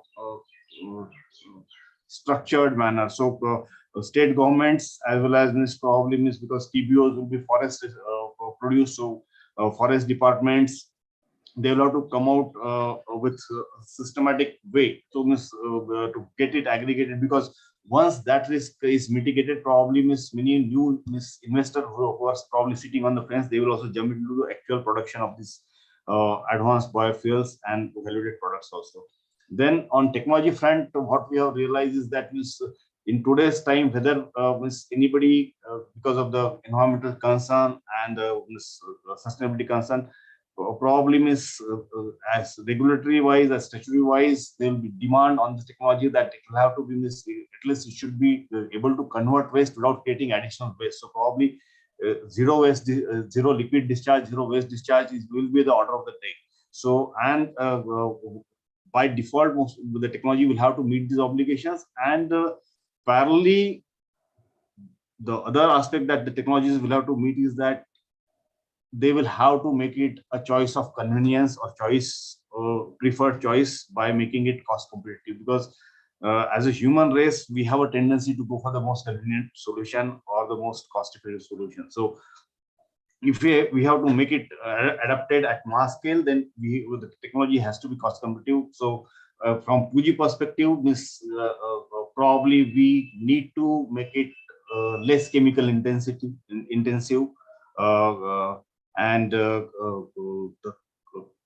cost on biomass aggregation also has to be substantially reduced, and whichever validated products will be designed. First, we need to at technology development stage itself, probably will have to have assessment of what sort of effluents waste is going to generate, and what sort of cost analysis. If it is obviously government is promoting, oil companies are promoting through higher cost development, higher development cost at initial stage through various funding initiatives.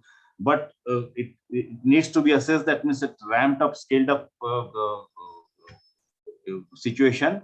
whether the technology will make sense or not. So probably with this, I'll so just briefly highlight what is because on value-added products, probably I think everywhere is basically at either research stage or development stage. So like that, even our R&D is working on various new initiatives in this advanced biofuel front. So we are trying to develop our own 2G ethanol process. The demo plant is coming up at this existing our Panipat 2G commercial project site itself. And then we are also working on commercializing enzyme for 2G ethanol, which will be probably 30% cheaper as compared to commercially available enzymes in the market. And it will have added benefit of in situ production also. So it can integrate, can be integrated to the 2G ethanol production process itself. So that will probably means it will give logistic benefit as well as the cost benefit and the process optimization benefit. Then probably on lignin, we are working on this purification and lignin separation to get high purity lignin and high purity cellulose through fractionation method or proprietary methods are being explored. And then from lignin, basically, we are trying to explore thermochemicals as well as biochemicals like aromatic phenol, BTX, resins, carbon fibers. In case of biochemicals, bioplastics, adipic acid, terephthalic acid. Then from cellulose, levulinic acid, as Mr. Joshi has said, and biochemical lactic acid, like that, that are being explored. In case of biobitumen or lignin is a basically binder, right? So based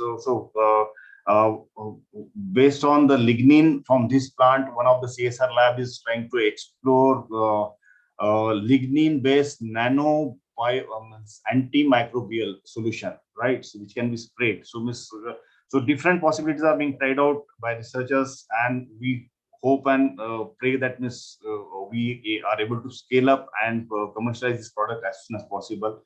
At our R&D, also we are also working on basically biobitumen and bioadhesives based on lignin. So some trials and some patent is from filing processes underway, and pilots and trials will commence. So with this, I'll conclude my points here. Thank you. Thank you, Praveen ji.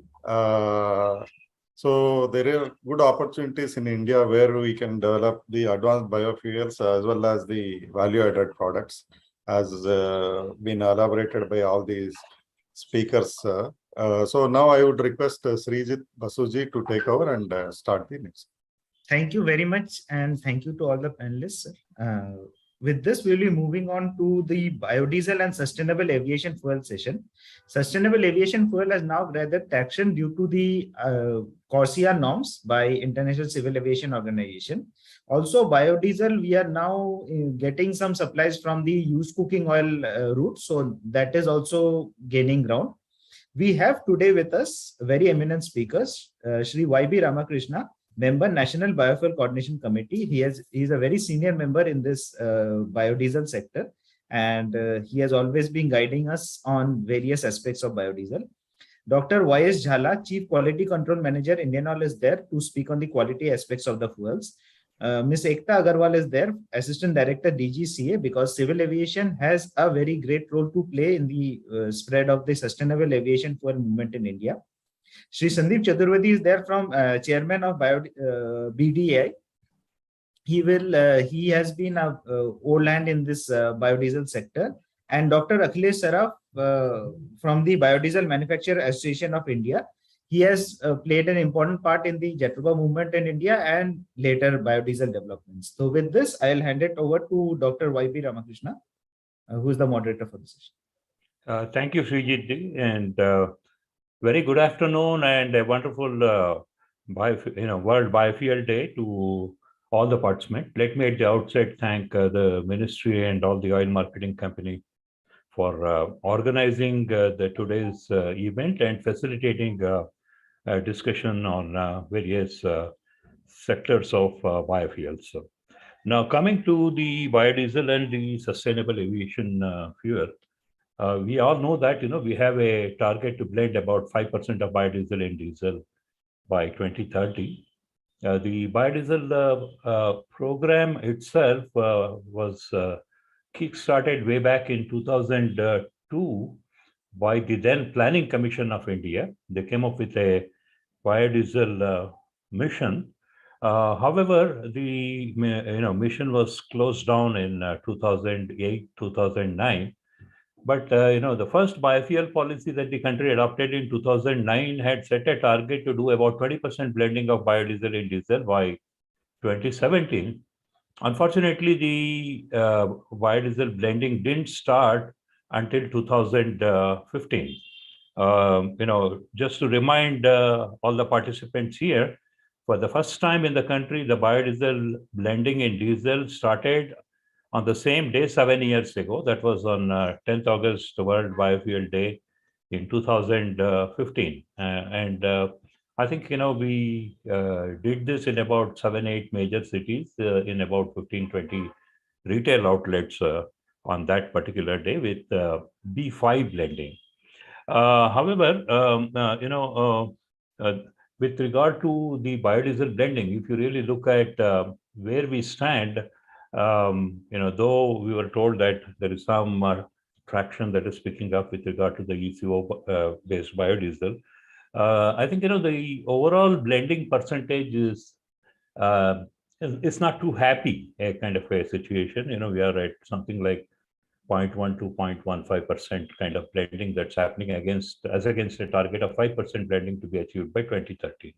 So there are major challenges and issues here. The first and the foremost has been on the dependency on the imported feedstock like palm stearin for production of biodiesel.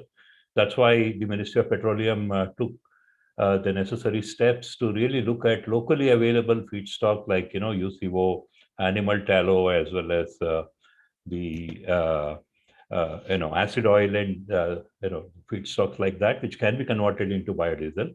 So there was a big thirst for the UCO aggregation, UCO being made available for the biodiesel industry, and see to what extent biodiesel can be produced through the UCO available. Yeah, we all realize that all those initiatives that we took would ultimately help us achieve 1 to 2% blending. But if we had to really achieve 5% blending and we had to go beyond that, we have to really think in terms of basically producing the kind of feedstock that is really required. So when we talk about the feedstock, we are talking about various different types of non-edible oils, and basically the tree-based oil seeds. There was some initiative that was taken in states like Chhattisgarh, Karnataka, and Rajasthan to a certain extent, and they demonstrated a model as to how we can really look at multiple crops which can be feedstock for a biodiesel program, and the programs were ready to take off, but unfortunately the support in the state governments also did not continue, and also at the national level we failed to put a feedstock production program yet. So it is something that we really need to look into at this point of time. And also there is a huge potential for us to grow different types of oilseed crops, short gestation oilseed crops, which can be grown in about 5 to 6 months' time. And this has to be done by involving the farming community. So a lot more action is required in this area. As far as the sustainable aviation fuel is concerned, we all know that we are still not a signatory to CORSIA, but I think it's the time that India looks at signing the CORSIA agreement. We may have to do it again at any time. So we have certain targets to be achieved by 2035 and 2050. So we are quite clear, and in fact, India did start some initiative in this area. When you really look at the technologies, there are about 6 or 7 pathways through which you can produce sustainable aviation fuel. But the whole world is looking at 2 major pathways. One is converting any kind of oil into sustainable aviation fuel. In fact, within the country, we have developed the technology. Indian Institute of Petroleum in Dehradun has already developed the technology to convert any kind of oil into sustainable aviation fuel. Ethanol is another route through which we will be able to produce sustainable aviation fuel. Raj and IOCL already have a signed an MOU to take this program forward. And also we have Lanzatech, which has been operating in India, who's also setting up the second generation ethanol plant. Also have the technology to produce sustainable aviation fuel through the ethanol route. Having said that, it is very important that we look at how do we start commercializing the availability of these, production and availability of the sustainable aviation fuel in future. And also we have to think in terms of kind of a policy ecosystem that needs to be created for the promotion of this. But the biggest challenge again in sustainable aviation sector, fuel sector, is the availability of the feedstock, the same as what is required for the biodiesel program. So this is something that we really need to focus on. So I think, I would not want to take more time going into the details. We have 4 eminent speakers here. Maybe we would start with Ekta Agarwal ji from DGCA, who has been involved in the sustainable aviation fuel program. She's aware of the technology and some of the initiatives in India, and also she's at the center of the regulation and creating the policy framework. So we would really like to know from Ekta Agarwal ji as to what are the various initiatives that have been taken by DGCA and the kind of collaboration that you have with various other stakeholders, and let us know more about what is the kind of roadmap that we have as far as the sustainable aviation fuel in the country is concerned. Over to you, Ekta ji. Thank you, sir, for this kind introduction, and good afternoon to everyone. Happy World Biofuel Day to all of us present here, who have somehow in any capacity promoting the promotion of use of biofuel in our country. To start with the sustainable aviation fuel, we already know that other sectors are in the pursuit of reducing the fossil fuels, but aviation may account for growing share of global emissions. India is already the 3rd largest domestic civil aviation market behind US and China. While these are the starting points, then we ask why SAF, why sustainable aviation fuel? The answer is the climate change. We cannot wait for electric planes. The answer is right now the drop-in fuels that are fully compatible with existing aircraft and fuel supply system. We don't need additional infrastructure investment or any type of aircraft replacement for that. And right now, what we as the aviation industry foresee that SAF is only the viable option for the long-haul flights until 2050. So early adoption of SAF can also provide environment and economic benefits 10 times higher than initial costs. And India is well placed to become a leader in rapidly growing global SAF industry. Why SAF has been so important to us right now is that we already know that India is signatory to ICAO, which is International Civil Aviation Organization. And ICAO has adopted a scheme called CORSIA, Carbon Offset Reduction Scheme in International Aviation, for the global routes, for the international aviation, not at the domestic front. So according to that, India will be participating in the mandatory phase from 2027 onwards, where our airlines have to offset their emissions as some amount as per the sector growth and some amount as per the individual growth. The only thing which can benefit them is the sustainable aviation fuel, where they can reduce their offsetting requirements if they use the SAF. But the road to SAF is not that easy. We already know that it's the only alternative, but there are many challenges in it. Some of them have already mentioned by Mr. Y.B. Ramakrishna. Price, the availability, the certification standards.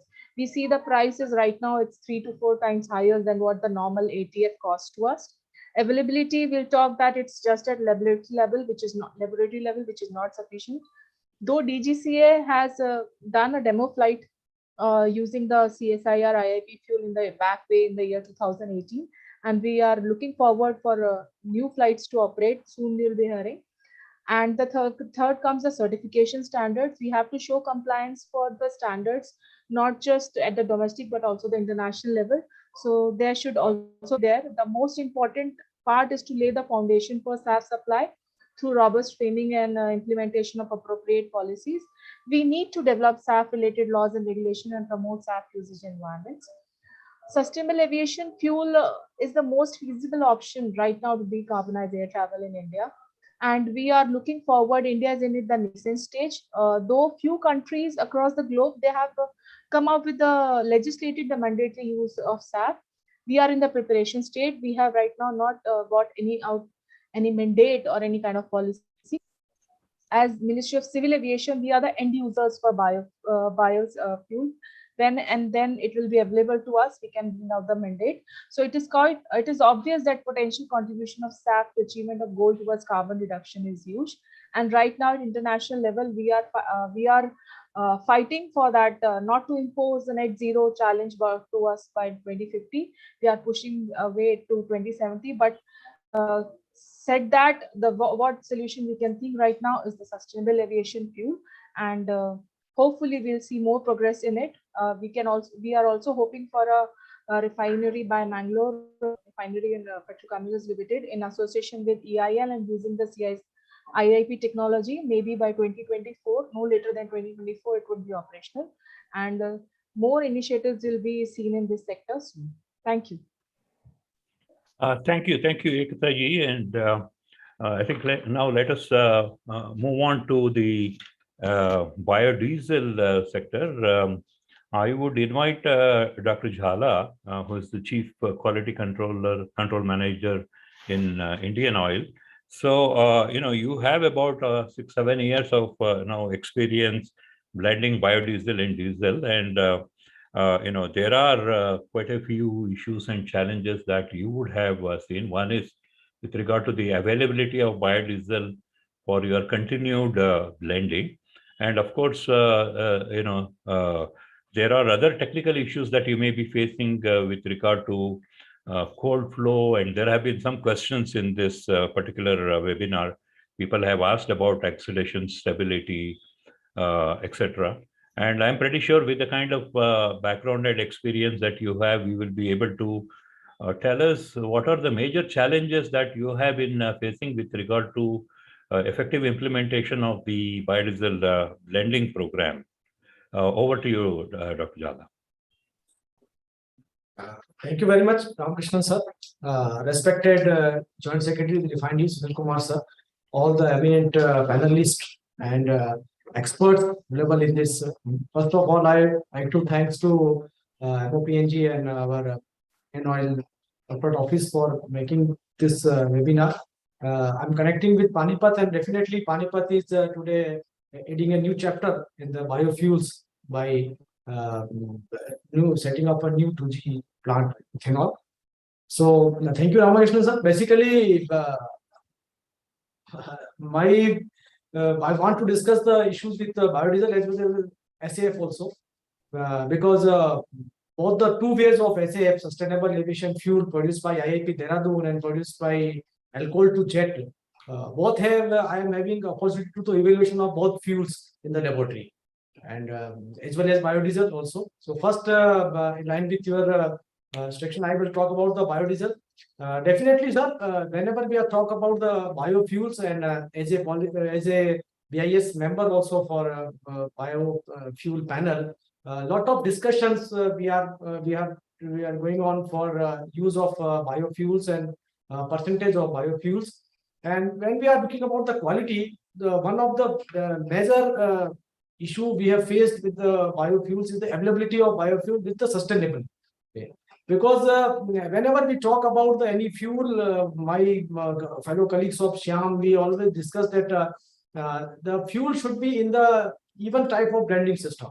If one time we are blending a different composition, other time we are blending a different composition, then definitely we may face an issue. But biodiesel availability is definitely a challenge. We have so many discussed with Chaturvedi also earlier. And when we add the biodiesel, definitely few quality aspects we have faced. Sometimes we are having very good commercial properties also, Some winter properties are challenging fuels, but we have also reviewed in some our laboratory that this winter properties and cold flow properties can be managed with use of different feedstocks. If we are changing the feedstock, we may get a different type of behavior of fuel with respect to pour point, cloud point, and CFPB, because now world is moving towards the new type of winter specifications which require CFPP and cloud point. So based on the availability of feedstock, our properties will be changed.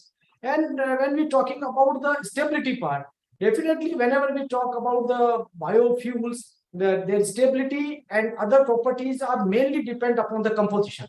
When we talk about the sustainable aviation fuel, one of the biggest thing when we are talk about D4052, which is one of the D405 for STM document, which is a key document which enable us to give the certification of any route for finalization production of bio ATF.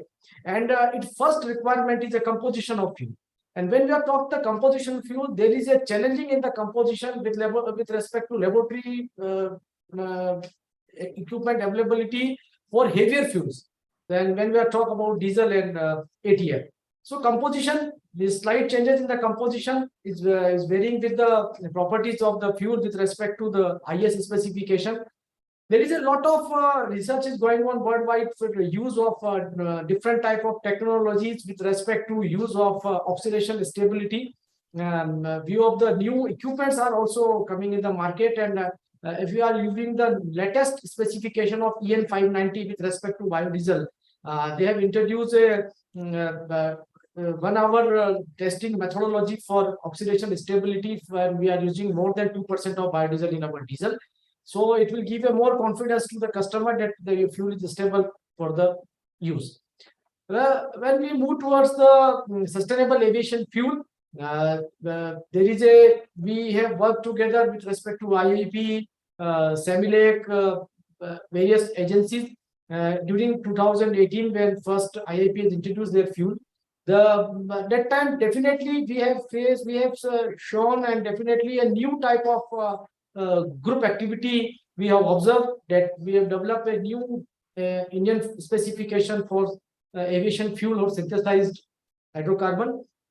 And one thing I want to highlight in this issue, that if you want to develop what Ekta Madam is also trying to do, definitely all the fuel is depend upon the feedstock, and feedstock is varying with respect to location, with respect to the availability. So we have to go in more and more into innovations, and we have to be ready with the challenges of the biofuels.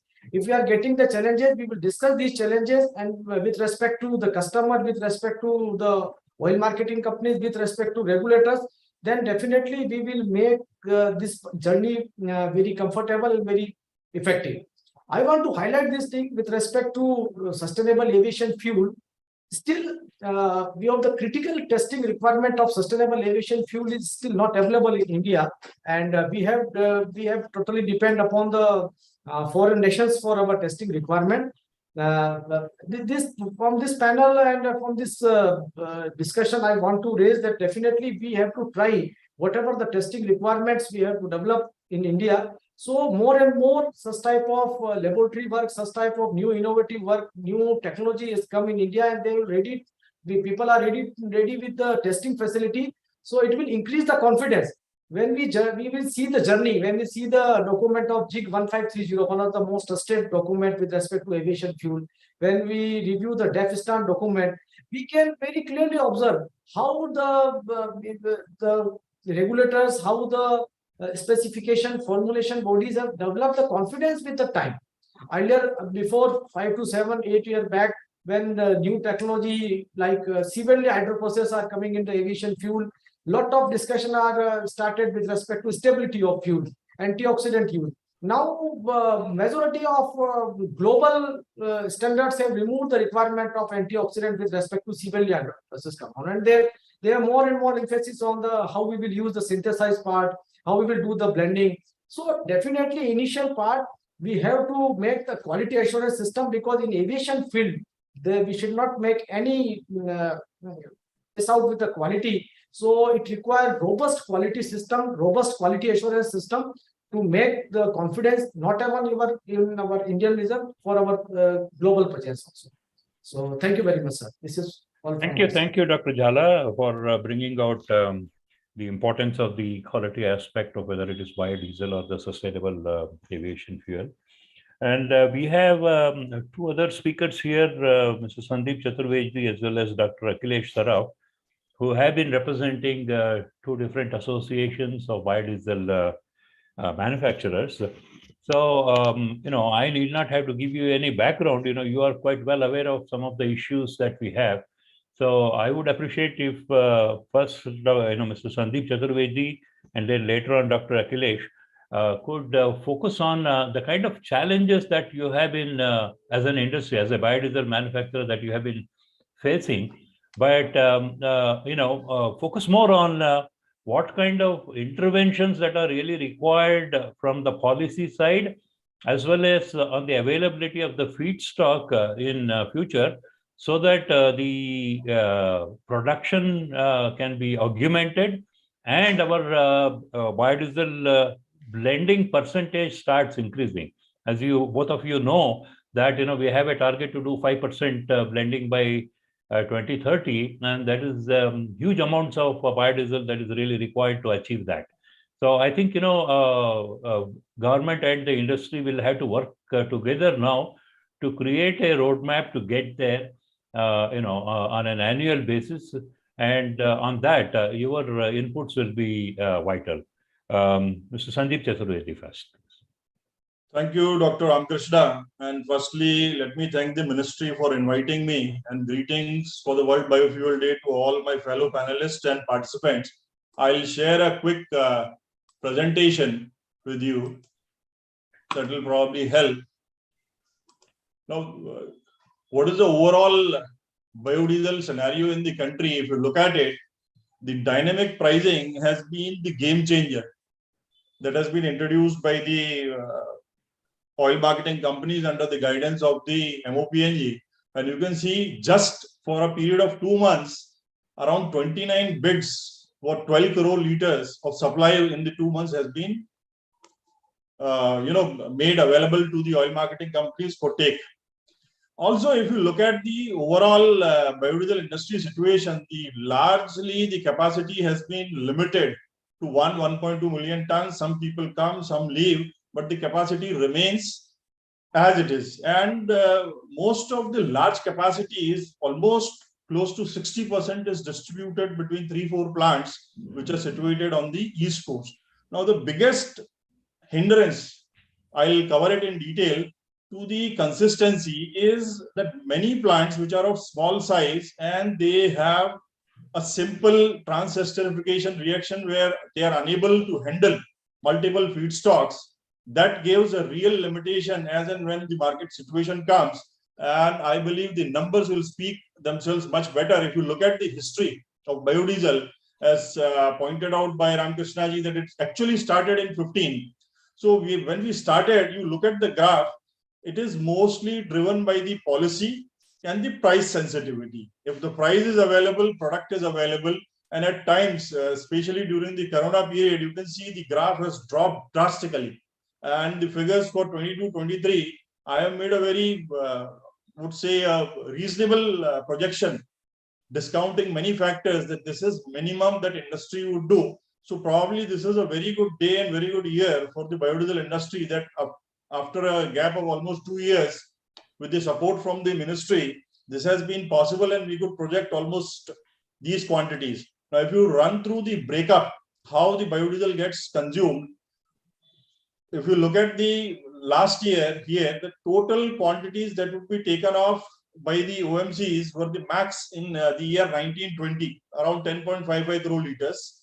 And rest, it has been distributed as and when the product is price sensitive. People take, they come on and off, but the industry is not stable.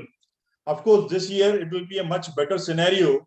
Now, if I speak of the raw materials, if you look at the raw materials, what are the available raw materials? The biggest challenge is that we share a common feedstock with soaps, oleochemicals, animal feed, and several other industries who use these triglycerides. I still remember as a student of biofuels, I would go to various big, I would say, scientific bodies and others, and I came across some real nice information that triglycerides have been in short supply across the world for all times, and unless and until we do something, it is not going to increase. So if you look at it, the situation, it speaks for itself. The available feedstocks that we have used and we have done well was in the year 1920, we have used around 19% of the 1.66 million ton feedstock that was available. And this year, probably the availability has slightly improved because of the pricing. The pricing scenario has changed only recently for past 1.5 months. The availability for biofuels would be around 20%. Now, if we push beyond that number, now there is going to be a large extent where imported feedstock play a role, whether we like it or not. But palm stearin still is the simplest and most effective feedstock that is used by the industry, and we need to seriously look into investing into technologies that could take acid oils, that could take waste oils, that could take used cooking oils, animal fats. For the, in fact, animal fats are a bit simpler, similar to stearin, except for the FFA. But the other feedstocks that I mentioned, they would need at least 2 to 3 times more bigger investments than the biodiesel plant itself to pre-treat them and bring to a level where they can be handled and converted into biodiesel. Because as we speak, year after year, the BIS standards have become much and much tougher. You know, most of the standards that have come in, I have one suggestion here is we have picked up straight away from the European Union. Now, rather than picking up, that would be a one good start. I think the need of the hour would be to come and make some tailor-made specifications as far as the CFPP and other values are concerned. I think the Biodiesel Association, under leadership of our team headed by Bala Mukundan, they have done some very good work. They have with BIS come up with some agreement where buyer and seller agree. Even during winter, place like Chennai need not have 6 CFPP. It could still be 12, but let's see how it goes. So in most of the cases, ultimately it boils down that we need a multi-feedstock technology which needs investment. Now it is again a situation where the industry is looking for, if the government is consistent in the policy, definitely investments will come and we will see a situation where we can easily touch 100 crore liters without much difficulties. So to sum it up, since a lot of time has already gone, so I'll be very quick. What is needed is a very clear roadmap from MOPNG that, okay, now dynamic price is there. We are not going to change the pricing situation because you can see the change.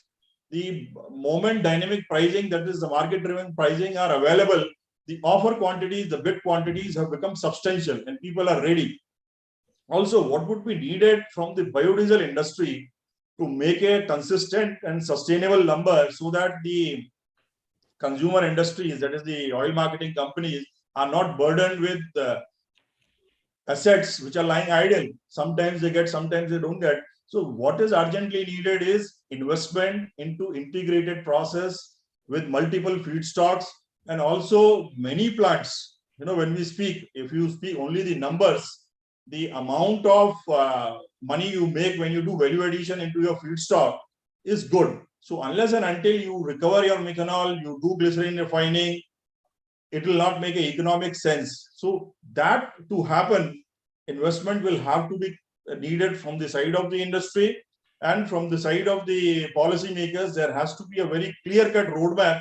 Okay, come what may, we will be consistent with the procurement policy, at least for so long period of time. I think with that, I would make my presentation very short. Thank you, and you can reach out to me on this email or you can put the questions to me. Thank you. Thank you, Sandeep ji, for bringing out some of those issues. We also have another industry veteran, Dr. Akhilesh Saraf, also the chairman of the Biodiesel Manufacturers Association. So over to you, Saraf ji, on your views. Respected Sunil Saab, Ramakrishna Saab, and all my dear friends. On behalf of the Biodiesel Manufacturing of India, I would like to congratulate all the great occasion of the World Biofuel Day.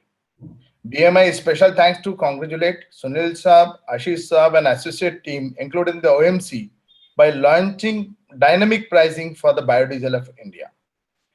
This has started the almost dead biodiesel industry in India and will go on a long way to sustainable development in industry. Since my camera is coming. Yeah, go ahead. We're able to see you. Go ahead. Okay, fair. As already obtained, outlined the BMI white paper on a sustainable development of biodiesel industry in India. BMI's target biodiesel industry future potential is give 7% blending by 2030. Is dynamic pricing of the biodiesel one of the short-term target of BMI, which has been already achieved of export of the used cooking oil and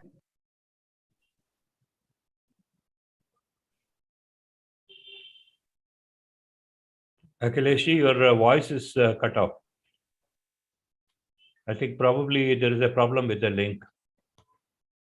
source of our India raw material is emission control target set by the government. BMI white paper that to ensure longevity of biodiesel program in India, it is imperative that India immediately commence cultivation of energy crop and bring its wasteland, fallow land, and dry land into cultivation for the same. We are thankful to the MOPNG to create the working group committee on feedstock development for biofuel and making the BMI as a part of the subgroup committee. The subgroup actively deliberated the message required to implement of cultivation of energy crop to ensure long-term sustainable of biodiesel industry in India. I'd like to suggest our association BMI and the manufacturer will directly participate at the ground level to be long-term sustainable arrangement of the raw material for 5-year, 10-year, and 40 years plan. Institutional support for the establishment of biofuel board at the all state. Only the 4 states have a biofuel board.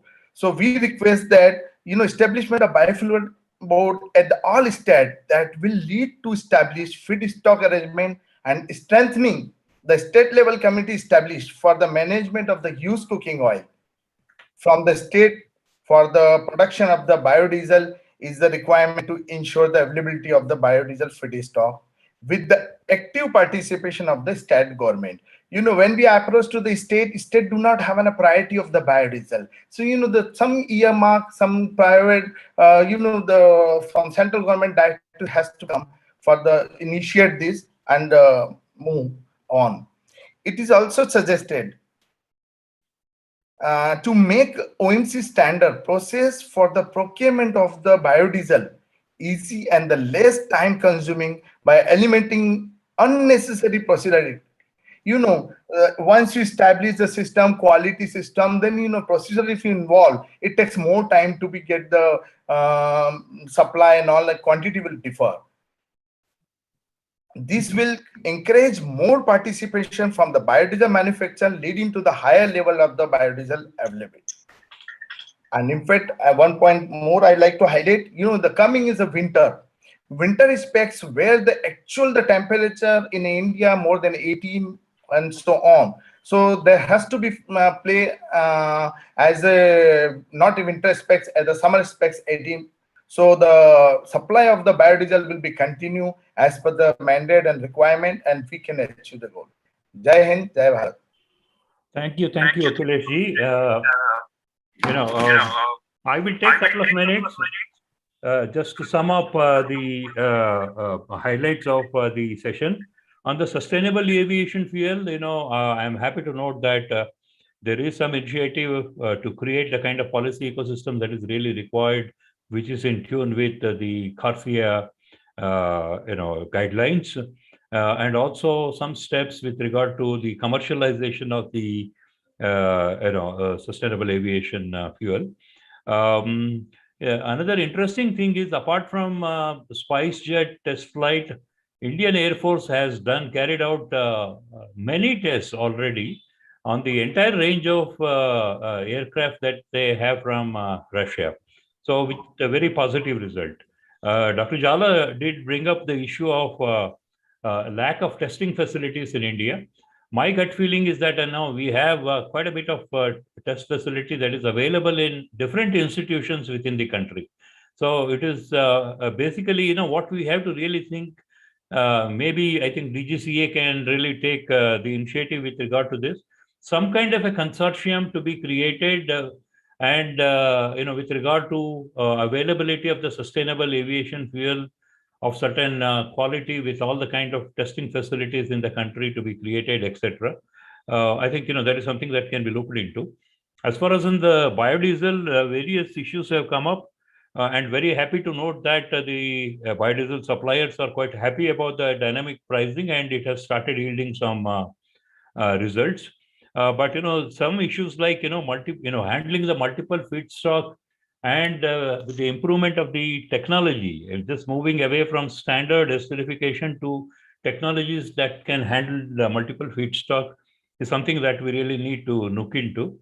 And then on the institutional mechanism, I'm happy that Akhilesh brought out the need for having state level boards for coordinating the production and the streamlining the availability of the feedstock for the biodiesel industry. And I also believe that there is a need for a central coordinating institution also when it comes to the biodiesel. So, as rightly pointed out by Akhilesh, the Ministry of Petroleum has already taken a lead and constituted a committee to look into the feedstock issues. I mean, it covers the entire biofuel sector, but I think a lot needs to be done with regard to availability of the feedstock that is really required for the biodiesel industry. One of the topics that has not been touched upon is on the financing.